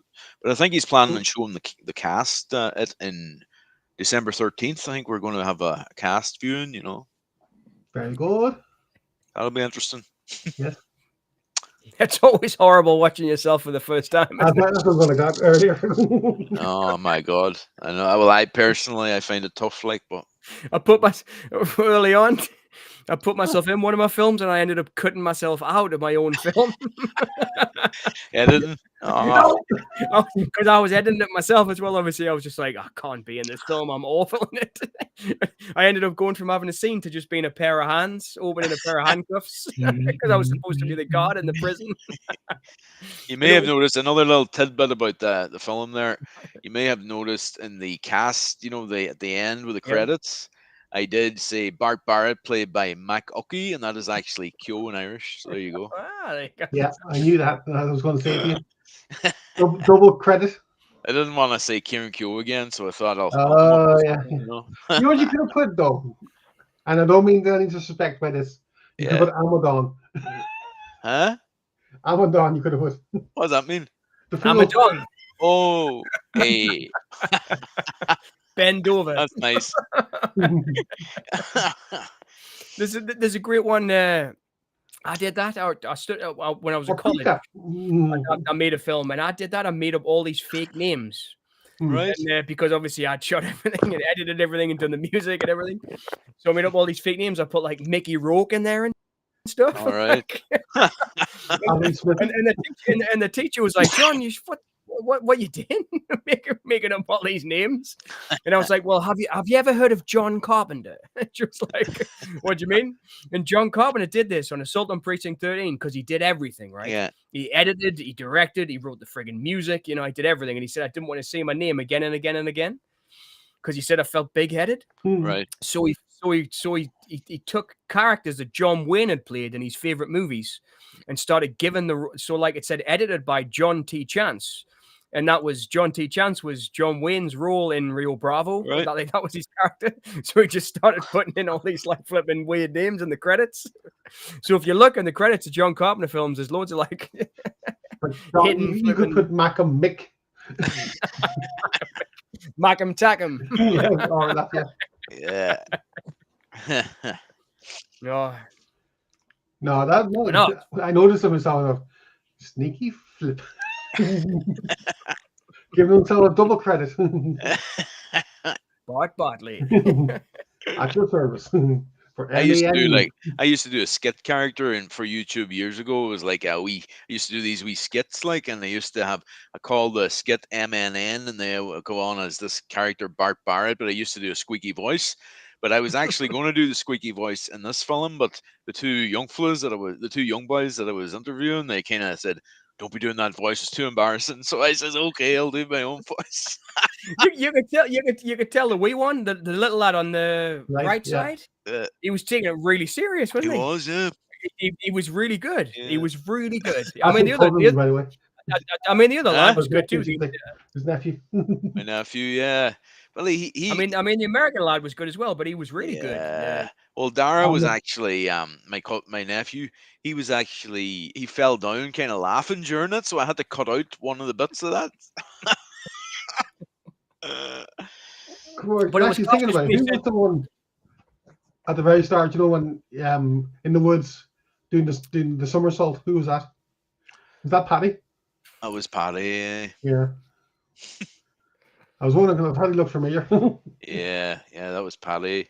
He was.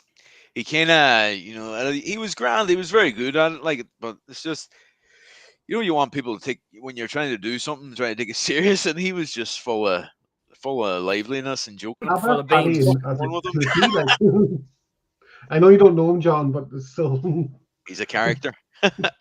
Oh, he is that for sure. Like I went up to the area a couple of years ago. I was walking up to one of the charity shops on Bishop Street, and he was coming out of one of them. So we went into this place, and there's all these lovely food and all smells and all, and like we looked at each other and like, I'm hungry, and so am I. We didn't get. We just stood in the whole queue smelling the food, and we didn't get anything. But that's him. Like he just does weird stuff for the sake of it. So, but it was good to see him. After so many years, like doing something. Yeah. Well, I guess he must be a lot bigger now. No. He's game for any. That's the one thing about Paddy. Like he's game for doing any role in any film. Yeah. I've done a few local films with him, like a few David Harkins films as well, and he's just game for anything like that. I thought you were talking about the kid. He's not talking about the kid. That's why I'm saying he must be a lot bigger. Which one? At the very end when he sees the ghost. Oh, right. All right. Yeah. Can't think anywhere, John. I thought you were talking about one of the kids. That's why I was saying, he must be massive now. Oh, well. Open these lugs. I'm listening. So what have you been watching lately, John? You've been watching any good movies? Yeah, I've just watched Seconds. I've just made a video about Seconds. It's a Rock Hudson movie from the 60s, like a sci-fi. All right. That's really good. I'd really recommend that. Apart from that, I haven't watched much lately. I watched Poltergeist. I did a video about Poltergeist. Oh, right, okay. I did what was the other one I did? I did a true crime movie, the Town That Dreaded Sundown. Right. That was really good from '76. That was like it was made to look like a documentary, but it was about a true crime. That was a really good one. I enjoyed doing that one.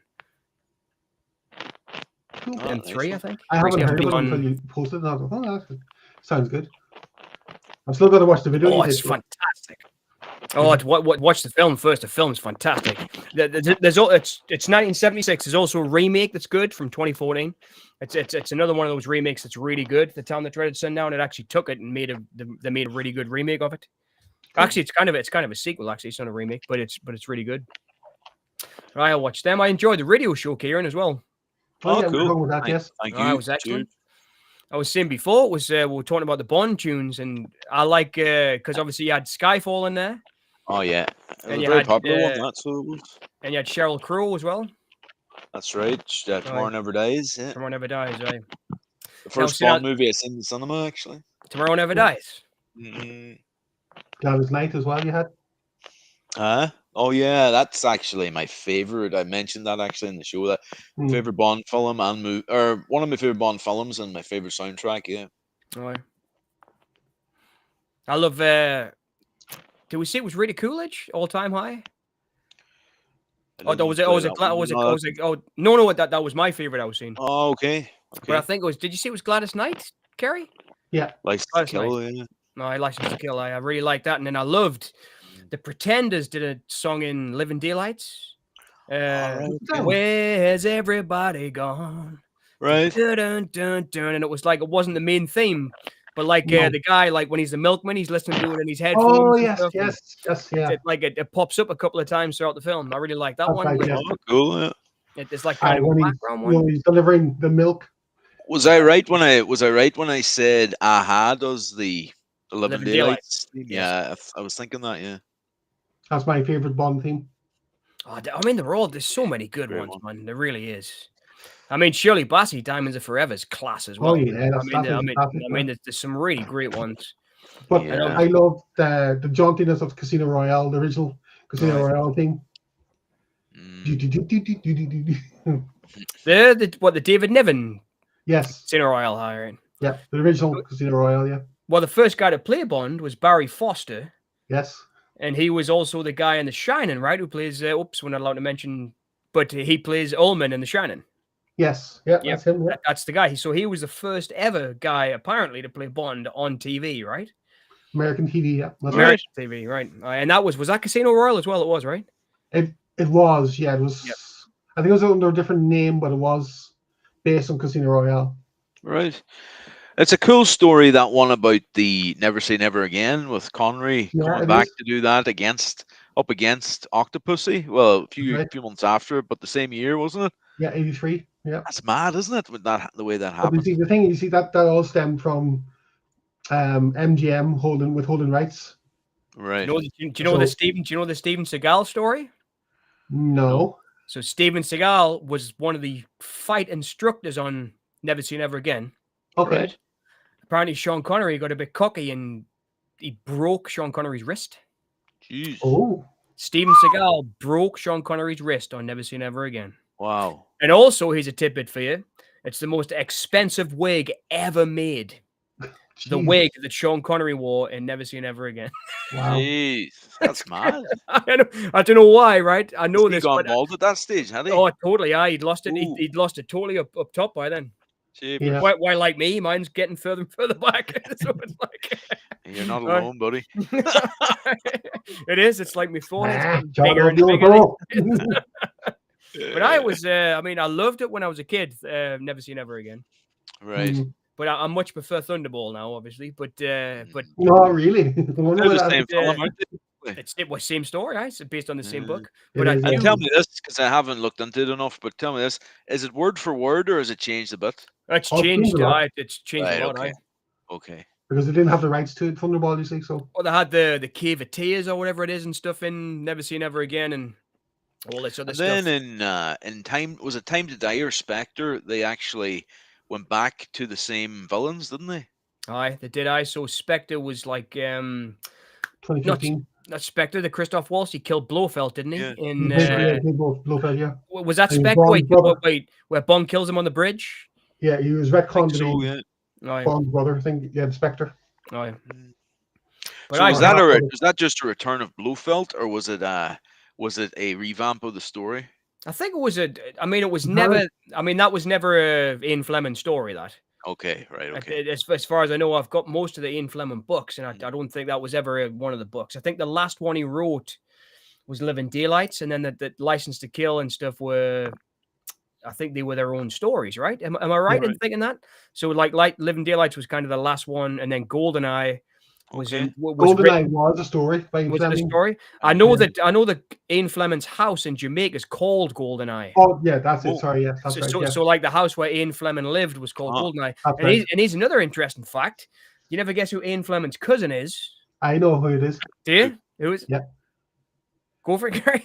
Christopher Lee. Christopher Lee, eh?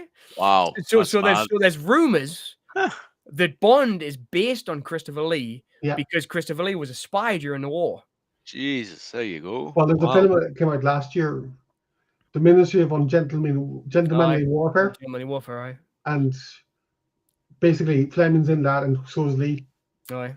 It's pretty cool. The characters are called Fleming and Lee. I mean, there's loads of stuff going on. There was apparently a French agent who was like really flamboyant as well during the war, who would like drive around in Rolls Royces and stuff that Fleming knew during the war. And he said, I think it was a French agent. And Fleming had said, God, I've got to brush up on all this. I used to know all this stuff, man. When I was a kid, I was just saying to Kerry before, Ciaran, I collect posters, and the first posters I started collecting were Bond posters. All right, okay. I've got Live and Let Die and For Your Eyes Only with I've got 2 originals of them. Fast. It was when I was a kid, they were the first ones I started to collect. Right. All right. We talk about, of course, David Harkin there. His him and his son and his wife are heading down to Dublin now next week, and they're going to be watching a back-to-back of, I think it's The Spy Who Loved Me and what was the other one around that time? For Your Eyes Only. The Jaws movie, was it? Oh, Moonraker. Moonraker and The Spy Who Loved Me back to back, I believe it is. And they're going to have talkers that were in the movie and all. It's the Lark Theatre in Dublin, I think, next week. Oh, okay. I was supposed to be going to it, but I've cancelled now because of other expenses these next few weeks, you know, yourself. What are you doing, Bond? Keeping the British end up, sir. Which end? The rear end. Oh, I love that, man. It's, you know, Kubrick directed scenes in Spy Who Loved Me. Oh, wow. So there's well, he's uncredited, right? Because he said I don't want to be credited. But you know the set when Bond's on the bomb in the submarine base at the end, and he jumps on the big, it's like hanging from the ceiling, the big silver bomb, and they're in that the bad guys in the impenetrable area, and he kind of jumps on the bomb, swings it across, and blows the hole open. That was all lit and apparently staged by Kubrick because he was at Pinewood at that time in 1980. I guess he was doing The Shining, and he they kind of said, "Oh, he was on the set." And he was like, "I'll give you a hand," and he helped them light that set. And apparently, he said, "Put the camera here," and that's that was in a book that I was reading about Pinewood Studios. Wow. But apparently, Kubrick was obviously like, "I don't want to be, you know, I don't want anyone to know I'm doing this," but he helped them with it apparently. I've got to check my book on Bond. It should be in there because it's a famous bit of trivia about that. Spy Who Loved Me. It's probably the best thing about Spy Who Loved Me. That fight at the end. You got the great guy Shane, the guy who did the voice in Thunderbirds. Shane, is it Shane Rimmer? I think it's Shane Rimmer. I have no clue, to be honest. And he's the guy with Sean Connery at the end when they're throwing the grenades and trying to get it. I love that fight. It gets us excited thinking about it. I really love that fight at the end of the Spy Who Loved Me. It's really good. Do you think, in your opinions, do you think, you know how Dave Bautista done a role in Spectre? He was like the big henchman guy. Yeah. Do you think he got that white skin, didn't he? It was like that's right. Yeah. Do you think he matched up to the likes of Jaws and Oddjob for them supervillains?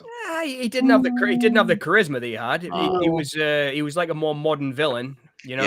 Yeah. And in the same way that Tom Hardy's like Bane in Batman. He was kind of like that. Batista was like that. Whereas Jaws, you know, there's no way Dave Bautista would have picked up a little Swedish girl under his arm and ran away and you know, went with her like he does in Moonraker. That's true. But that's the thing. There's a great train scene with him and Daniel Craig fighting. It's really good. It is. I think my favorite Bond villains have to be charismatic. Oh yeah. I tell you what, I really like Robbie Carlyle in he's class. In The World Is Not Enough. He's great in that. Was it The World Is Not Enough? It was, yeah. I think he's in 2 films, is he? 2 Bond films. He might have been in Tomorrow Never Dies, but he's the first in GoldenEye. So it's the one with Jonathan Pryce, I think, where he's the. That's Tomorrow Never Dies. That's Tomorrow Never Dies. Yeah. But Robbie Carlyle, he can't feel any pain because he's got a bullet in his head. That's and right. It's right next to like. Oh, Robert Carlyle. Sorry, I thought you meant Robbie Coltrane. Yeah, Robbie Coltrane's in 2 movies. Robbie Coltrane's amazing. He's class. He's in GoldenEye, and then he's in. What do you mean, strangling the cat? He's in GoldenEye, and then he's in that other one, isn't he? Well, he plays the same character, right? And so it must be that because he actually saves James Bond because he's in that chair getting choked, and he shoots he's got a gun and his walking stick. It is Tomorrow Never Dies, yeah. Is it Tomorrow Never Dies? Tomorrow Never Dies, yeah. And he might be in GoldenEye too. I'm not 100% sure. I think he is. He is. It's great. It's Minnie Driver's got like a little cameo in GoldenEye. Right. Yeah, and she's singing on the isn't he, or something like that. It's one of my favorite scenes. Minnie Driver's singing in the background, and Bond goes, "Who's that strangling the cat?" And it's like Robbie Coltrane's wife or something. And he goes, "What do you mean? Who's that strangling the cat?" Okay, so guys, gonna put you both on the spot. Favorite Bond, right? John, and I mean actor. I mean actor, not. I know what you mean. It's so hard. It really is. It's so hard. I mean, I watched Roger Moore the most growing up. Definitely, yeah. I watched his the most. But also because I'm from the generation of Timothy Dalton and Pierce Brosnan, I thought Timothy Dalton was cool as ice and License to Kill. Very ruthless Bond, I think. But so was Sean Connery. We were talking about that before. And Dr. No, Sean Connery's ruthless as anything. I mean, you know what it is? Today, I'm going to say Roger Moore. Today. Yeah. But tomorrow it might be Pierce Brosnan or Sean Connery. It could be any of them. But today, because I do love them that much, but today I'm going to say Roger Moore. Today I'm in a Roger Moore kind of mood. Right, fair enough. Yeah, you're feeling suave, John. Exactly, I'm feeling suave. I feel like I could pull off a pair of flares with my shirt off in the Bahamas. What about you, Kerry? Well, my first Bond was Dalton. Yeah. So he's always going to be up there. Yeah, nostalgia and all, yeah. But I think Connery. Because he was the first, and he kind of did it, led by other actors had to lead or follow his lead. I mean, yeah. But yeah, I would say Connery, Dalton, Craig, Moore, Lazenby. That's my order. You don't like Brosnan? I can't believe you put Brosnan, yeah, sorry, yeah. Roger Moore. That's sacrilege. I love it. Do that to you. I'm a big Brosnan guy, but I think that's probably because I grew up with Brosnan kind of thing being Bond. Yeah. I feel like I've betrayed him by saying Roger Moore. I do. We were saying here before that Connery, he took roles in Zardoz and other things like just to get away from Bond. Yeah. And we think that Brosnan had the most diversity in roles after and before. Would you agree with that? Oh yeah.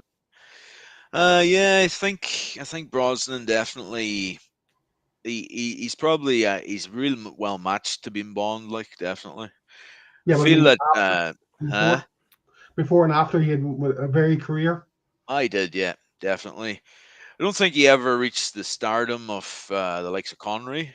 I don't think he's in as much that's very kind of world renowned, maybe, but he's definitely a great actor, and he deserves any accolades he gets. But I do think he's a great Bond, but I don't know if he's reached them kind of heights that the likes of other Bond actors have reached. Maybe I don't know.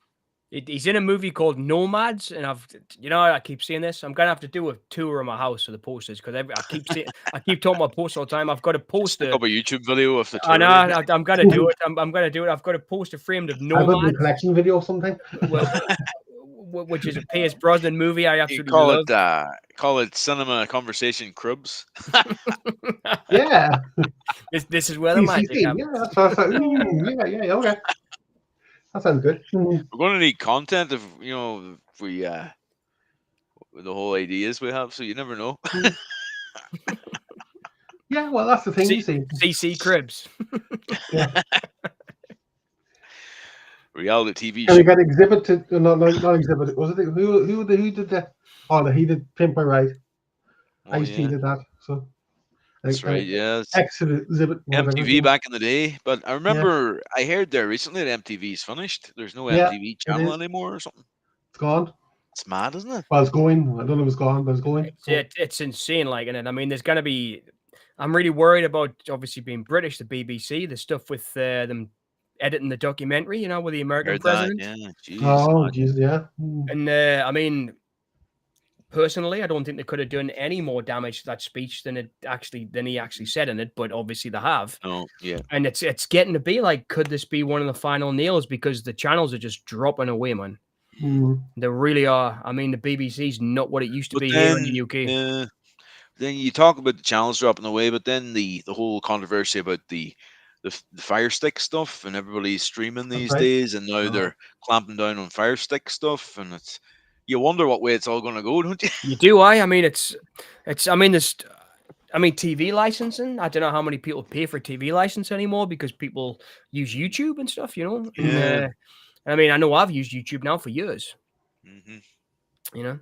But that's the thing. You see, they probably modernize it, say, to include stuff like streaming on YouTube, or if you're watching something, or Netflix, or I don't know, maybe. Hope not. I know, yeah. Because you only pay for live TV, so if you're watching something delayed, by a minute.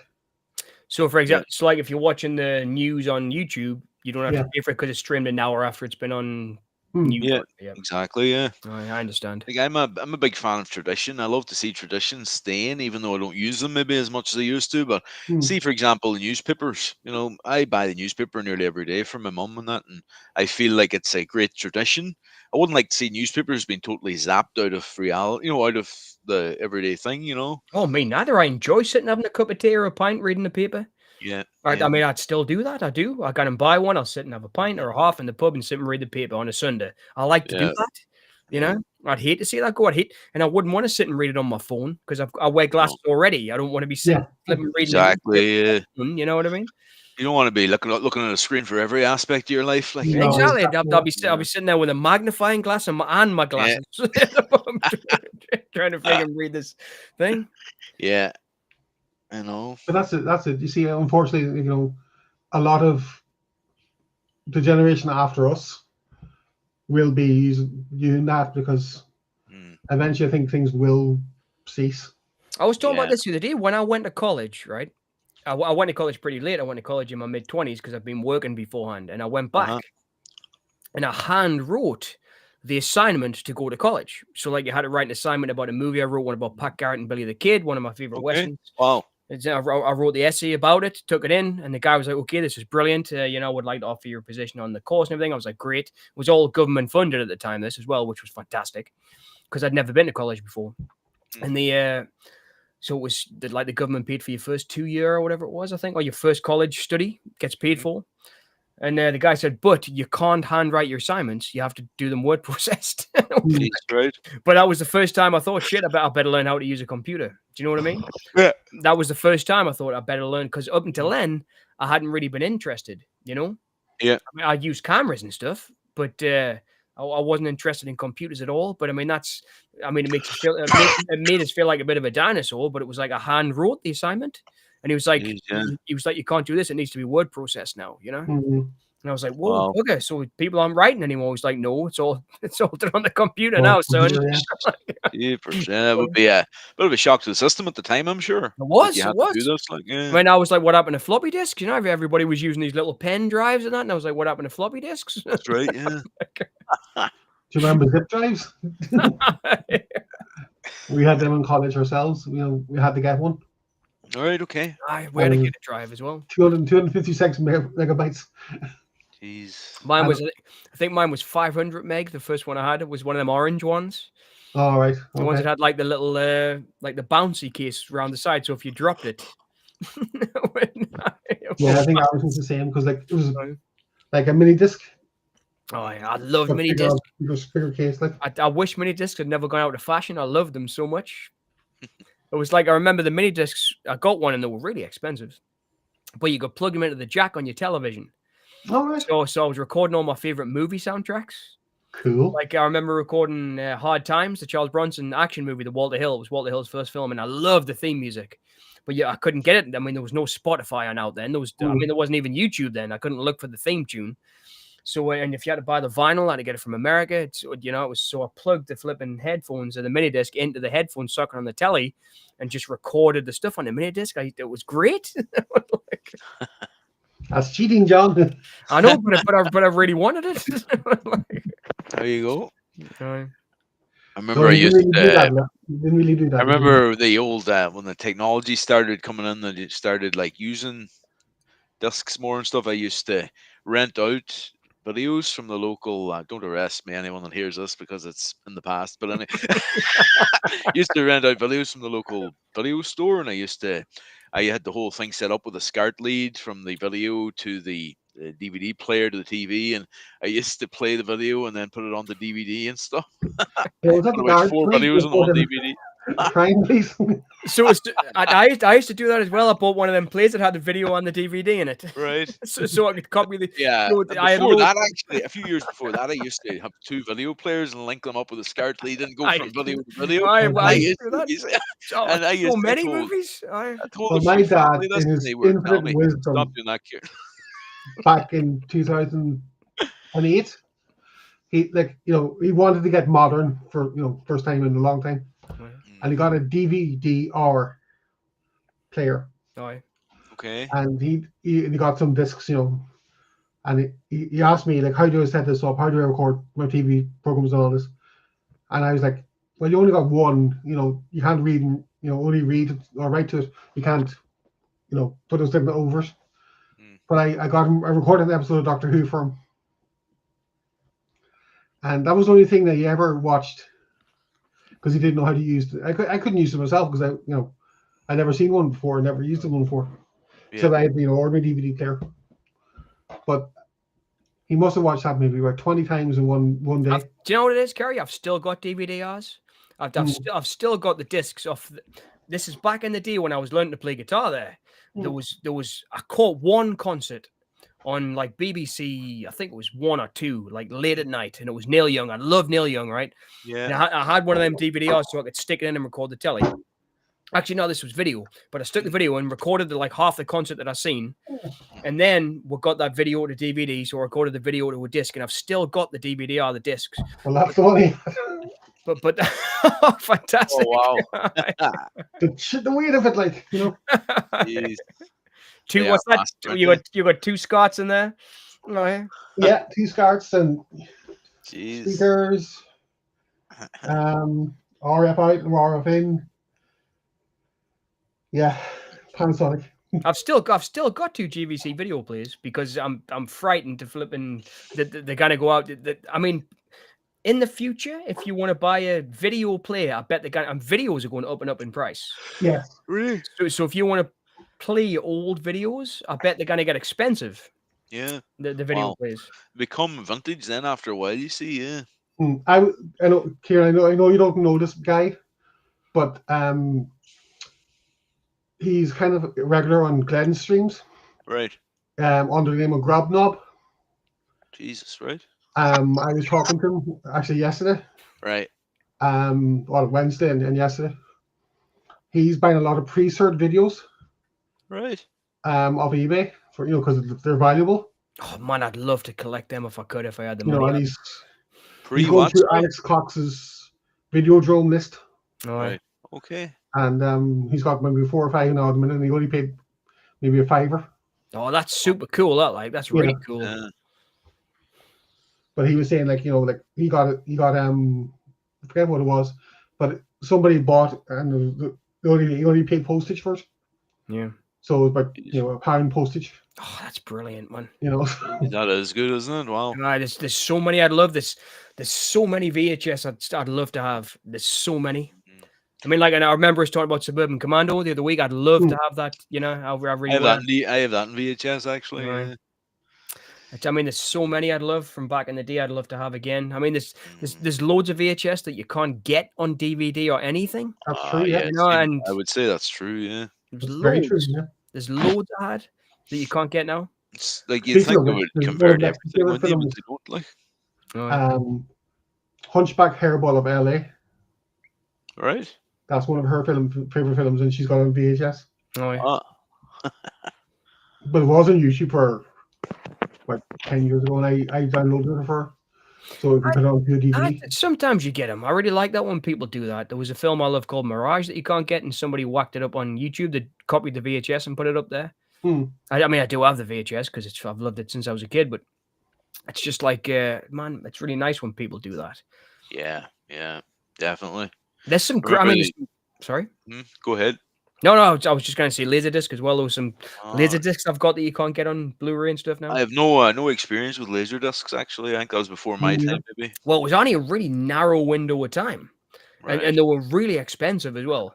Like Betamax as well, yeah. I mean, these were the size of LPs, Laserdiscs. They're big. They're like LP size. Wow. Yeah. But there were, so we're talking. I think mini disc was 80s. Was it mid 80s or something? No, that was 90s. 90s mini disc. But Laserdisc was mid 80s, was it, or early? No, that was 90s as well. I thought it was right. Okay. But I mean, we got one. I think I've mentioned in another stream was because my mom worked at Philips Electronics. Oh yeah. So she could get money off the stuff that she got from the factory. She was that's handy. Is there any Blu-ray player? Send this way, please. But the she worked in Aldi now. The mini disc have a similar lifespan, did it? It was short lived too, wasn't it? It was only a couple of years, mini disc, literally a couple of years. And then MP3s came out and they were gone. That's right. Yeah. It's amazing too the competitiveness between all the different ideas, isn't it? Oh, I'm interested in all that stuff. I like it. I mean, it's incredible that look now with AI, the amount of companies who are competing with each other to be the best in AI. Yeah. I mean, it's crazy. One day someone's going to come out soon with just the knockout one. They really are, and that's what's going to happen. It happens with all technology. It happened with mini disc and MP3 knocking it out. You know, it'll happen with AI. Someone's going to come out with the one that's just going to knock everybody else off the spot. They will. Yeah. Somebody will. Probably, No, I believe you, John, because you got so many different types. Yep. And it'll probably be the best of every you know. Well, you look back at history. I mean, that's what happens. You have Betamax versus VHS. You know, the best one won out. You know, you had Steadicam versus Panaglide, but you know, Steadicam won out. You know, there's always one that wins. And there'll be an AI that wins soon, and that's what all these guys are. It's the same with the rockets, man. Benzo's just launched a new rocket there the other day. Did you see the blue today? In fact, what was it? The blue. What was it called? I feel bad for not knowing. But there's just been a new rocket launched today. It's the Mars one. It was amazing. I was watching the rocket launch earlier. And it worked, did it? Did it actually? Yeah, it worked. Yep, it's fantastic. So it was a blue Origin. Yeah. So big win for Jeff Bezos as rocket booster lands back on Earth after Mars mission launch. Jeez. Jesus, yeah. So it wasn't shaped like Katy Perry's one was it? No, I wouldn't think so. You mean the mushroom knob? Yeah. She was on the last one, wasn't she? That launched for him or from Bezos. Who else did the other one? Was it William Shatner, right? William Shatner did right, one? yeah. He done one as well. Well, Musk was as well, wasn't he? Well, the last few Elon's ones, though, they crashed or something, didn't they? And burnt out. Well, like the same one, it's always the same. Somebody will win the race soon. The will, it's like it's getting there. It's getting there. I mean, we had the V2s, you know, the rockets during the war, you know, and we had all that. Somebody will win eventually. The will. Yeah, that's true. Yeah, it's always going to be someone. And that's what I'm thinking with AI. Eventually, soon, I think it's going to level out, but one person or one company is just going to wipe everybody else out, I think. Right. I don't know which one. Be interesting to see. It's got to be us. It's got to be cinema, kill, cinema. You're some crack. Excuse me. No, not really, no. Excuse me for a minute. I'm empty. I'm just going to nip downstairs. I'll be a second. Grab us one. The screen. Get one for me, buddy. And me. Is that the squeaky voice? You ever watch any of the Pee Wee Herman films? Did you? Yes. Yeah. They're good crack, aren't they? Oh, Jesus! Like Paul Rubens was brilliant. Yeah. He was great at doing the other Tim Burton characters too, like in Batman Returns. That's right. Yeah, he played Penguin's father, didn't he? That's right. Yeah, and then he came back for the Gotham series and played his dad in that as well. I have that over there somewhere, but I haven't watched it yet. That's a good series, yeah. I watched definitely worth a watch, but I wouldn't have. To be honest with you, I just missed it when it came out first. It was actually our mutual friend Dejo that introduced me to that series. I'll show you the box set. Like. Yeah. Crap.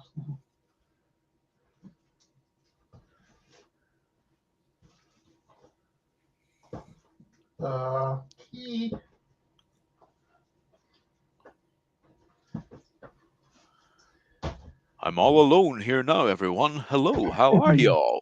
You're not alone. You're never alone.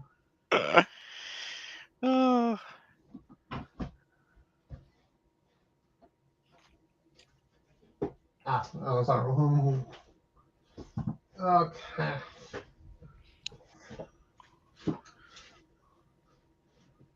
Hey, welcome back, buddy. I thought Kerry left you by yourself. Yeah, she did. I did. Oh, that's neat. No, I was looking for. We were talking about Gotham. The TV show. Oh, right. There was a great. Did you ever see the Tommy Lee Jones movie Gotham with him and Virginia Madsen? No. It's excellent. Anything related to DC? No, it's about a detective. It's like a film noir, but Tommy Lee Jones. Right. It was always on the TV when I was a kid, and like years later, when Must when be an old one, is it? That's it's late 80s, maybe. Oh. But that was a really good movie, Gotham. And I always think of it when people say Gotham City. I always think, oh, Gotham with Tommy Lee Jones. So what made Tommy a big name? What film made Tommy Lee Jones a big name? Like, well, he was kicking around for a long time, Tommy Lee Jones. I mean, because he was pretty old when it came around to the likes of The Client and Batman Forever. And and Men in Black. I mean, he'd been acting for a long time.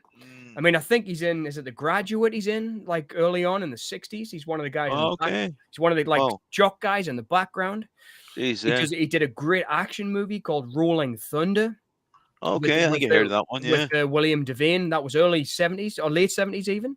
Yeah. He did Eyes of Laura Mars with Faye Dunaway, where he was this cop who's kind of I don't want to that's spoilers but he's a cop involved with a murder and that, and Faye Dunaway kind of falls in love with him, written by John Carpenter. He's then in another movie written by John Carpenter called Black Moon Rising, which is another action movie in early 80s.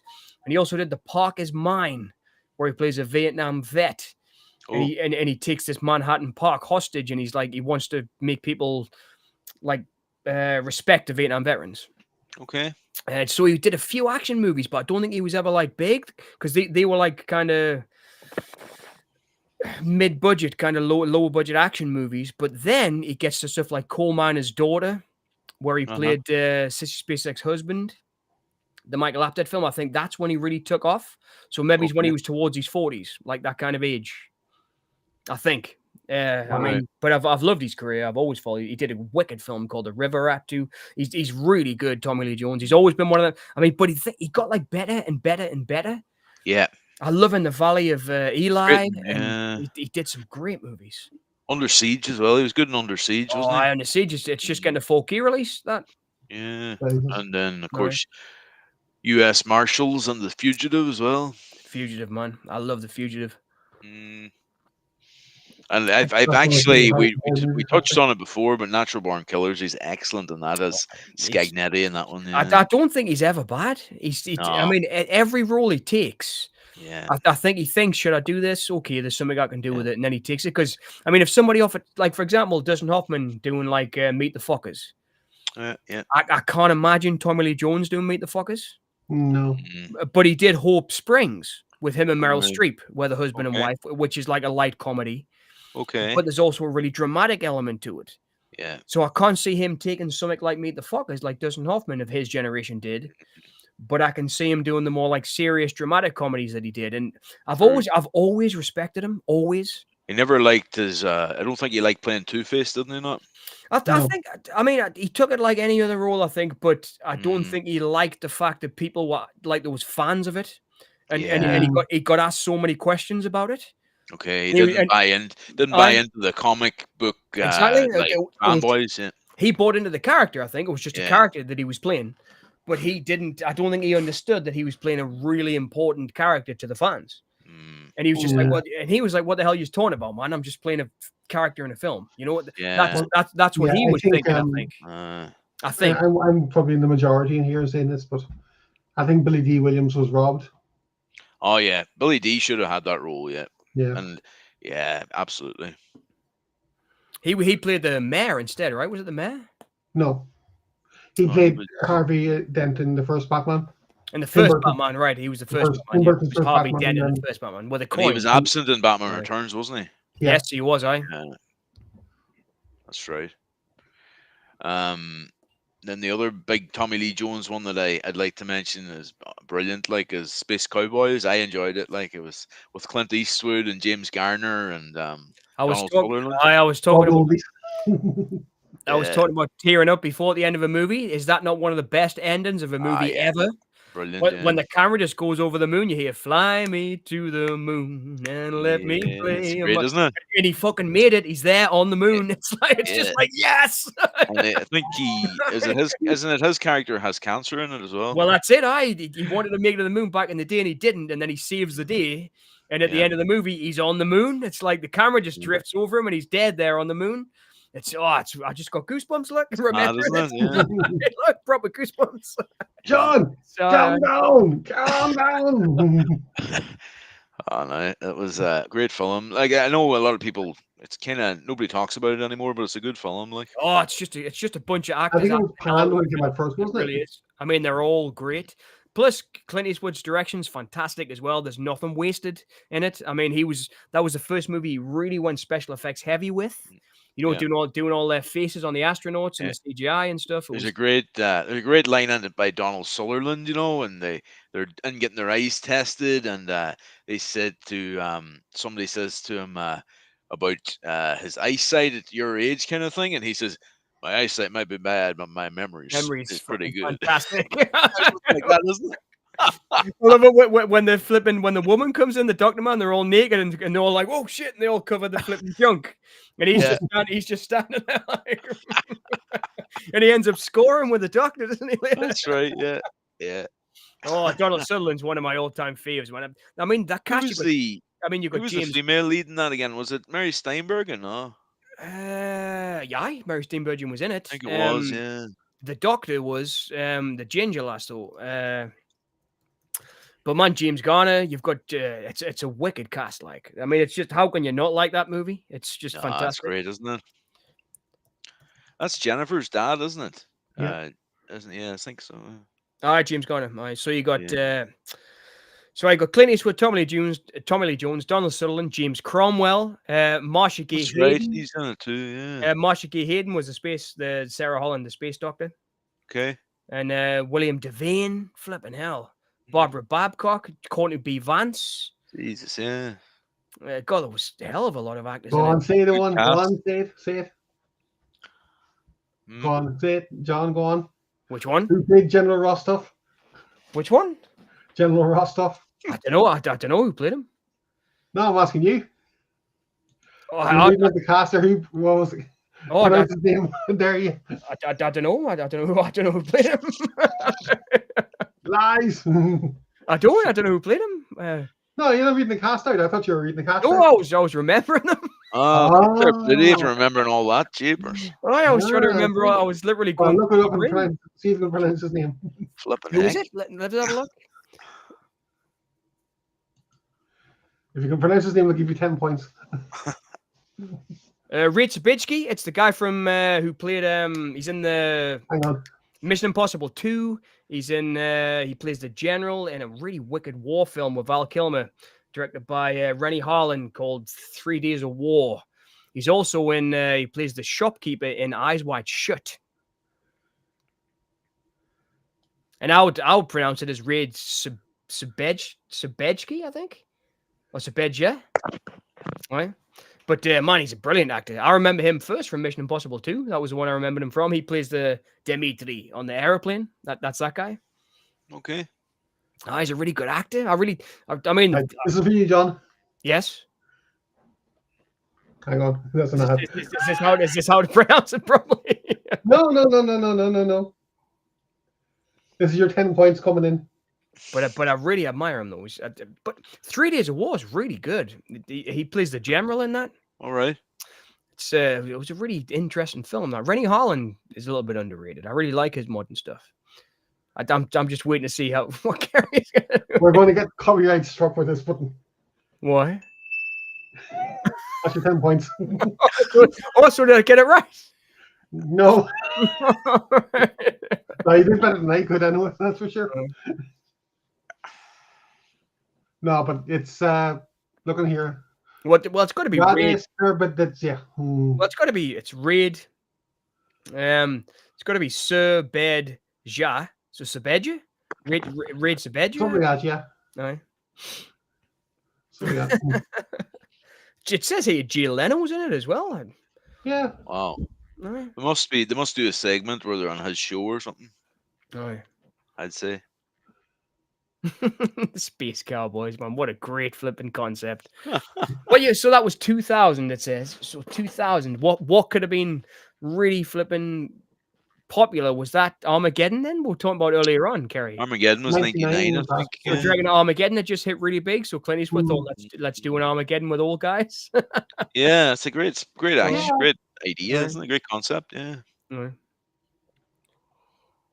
Well, Clint was he's done new westerns. He did spaghetti westerns and directed westerns. So why not space westerns? It's something I'd love to do is to actually be able to do a western, but it's just so. How do you do it with Irish people? An Irish western. There must be some good ones. There's got to be. Well, there is Into the West. It's kind of a slash western kind of thing. So that's an Irish. Into the western. Call It'd be cool to be able to get it like use a farmyard or something that has loads of horse stables and use like a bit of sand, put a bit of sand in the yard, and you could nearly come up with a western. That's the way you do it. The old wheels are spinning here in my head, Well, I just typed in there. I said, "Have a look." That's the only one that pops up. Into the West. The other one's Quiet Man, but that's John Wayne. Oh God, no, Jesus! So that doesn't count at all. But that's definitely not a western. Brian, Into the West, the only one that pops up straight away on the lists. Yeah. Dark. Yeah, never compared to the likes of 310, the Humor, the likes the Unforgiven. There is an Irish western. There is. Hey, there is an Irish western, a genuine Irish western. What? Far and Away. Oh, that's true. That's true. Yeah. Ron Howard. No, seriously, Far and Away. Tom Cruise and Nicole Kidman. That's right. Yeah. All I remember from that is Nicole Kidman trying to see Tom Cruise's Willie. That wasn't scripted, by the way. Well, they ended up. Well, I know. She definitely ended up saying it. That's for sure. But I remember Colmany when they do he's a bare knuckle fighter. Yeah. And Colmany's the promoter for the fights. When they go to Boston, don't they, I think? Mm-hmm. I did enjoy that. The horse race at the end is really good when they're trying to get the land. That's right.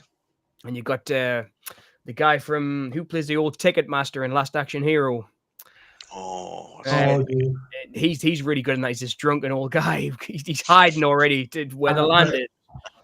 Do you know what? Now that I think about it, do you know what I watched the other night and I thought it was a real kind of it was an interesting, it was the first time I came across the movie, and it was like, I said, I'm going to stick this on just for the sake, because it's like two actors that I thought were very fun actors from 1984, Judge Reinhold and Willem Dafoe in Roadhouse 66.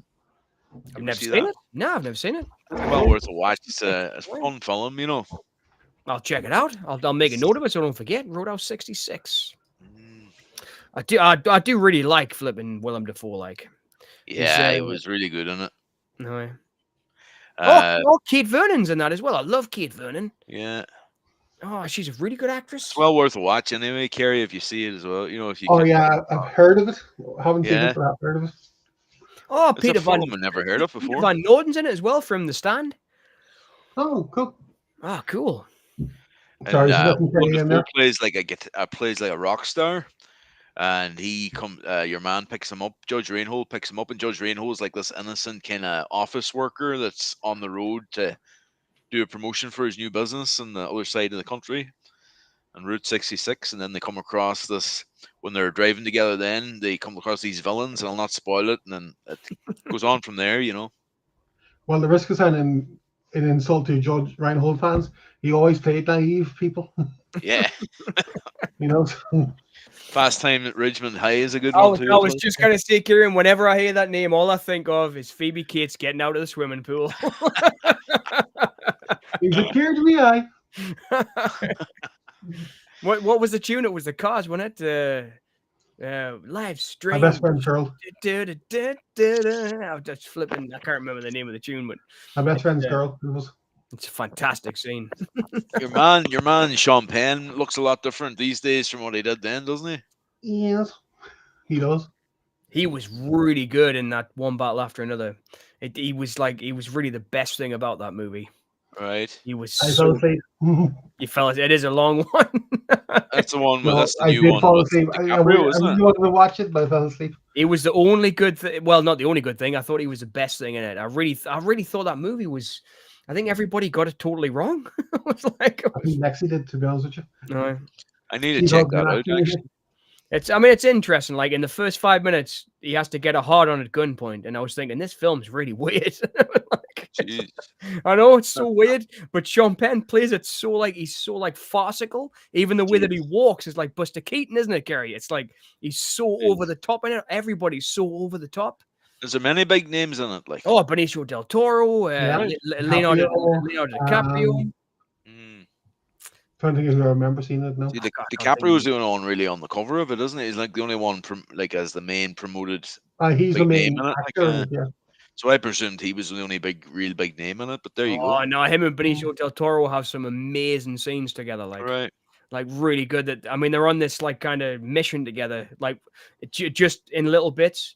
But I mean, this is a little bit of spoiler, but this is how great it is. Leonardo DiCaprio gets arrested at one point, and he gets out of jail, and DiCaprio picks him up and just gives him a 6-pack of beer and says, "Where do I have to go?" It's like it never stops. It literally is one battle after another. It just keeps going and going and going and going. It's about like he's like the main character, is he? And he's just having to endure all these battles, or what? So DiCaprio is like an he's like an ex-freedom fighter. Okay. So he's a bomb expert, and he sets off bombs, and he helps like in revolutions. And anyway, the revolution he's involved in goes like kind of wrong, and one of them rats on everybody else, so he has to go into hiding.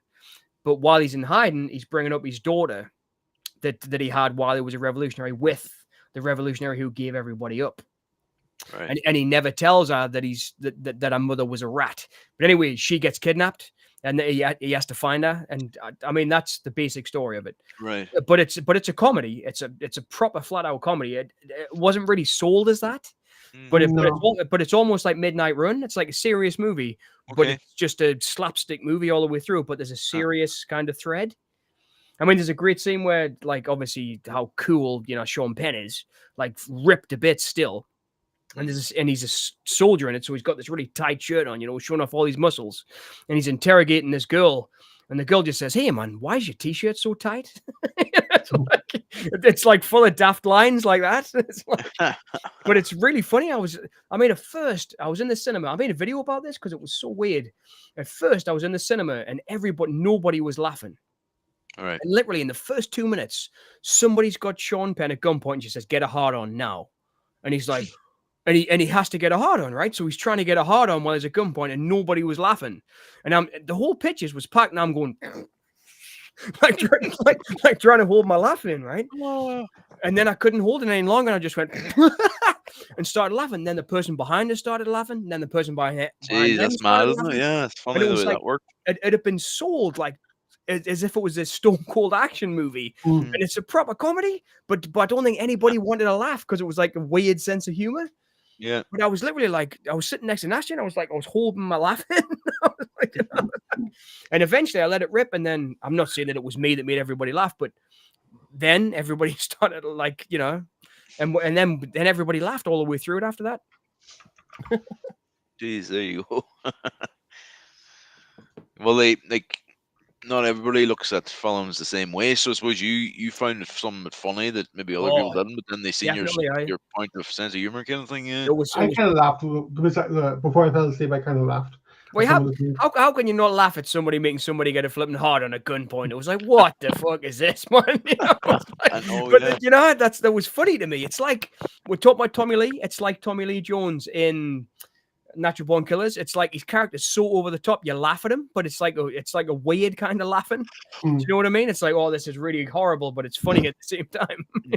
You want to laugh. I mean, like when his head's on the stick, you're laughing. Do you know what I mean? It's that kind of humor. But I thought it was funny as hell. Well, I'll tell you what, lads. We called it a night because we've had no interactions. Oh, really? No interactions. I just noticed that, there's no comments here. This is very rare for your streams. You know what I mean? Oh well, I'm still enjoying myself. But we'll call it a night from the live stream, so we'll carry on offline. Thank you. I just want to say thank you very much for the feedback for the film, and I really appreciated it. And somebody's just commented. There's a comment. Hello, Mint. Hey, Minty. We're just finishing up. Good evening, people of the ghetto. Hey, Mini Art. Because you're our first commenter, so That's funny. Kerry was literally just saying, "Well, we're going to finish now because nobody's interacted with us." Yeah. And then your comment popped up. You must have heard us. I've had a fantastic time. I really enjoyed watching the film. It's been nice. I thought it was fantastic. Aye. Thank you. Well, we can talk off stream, Minty.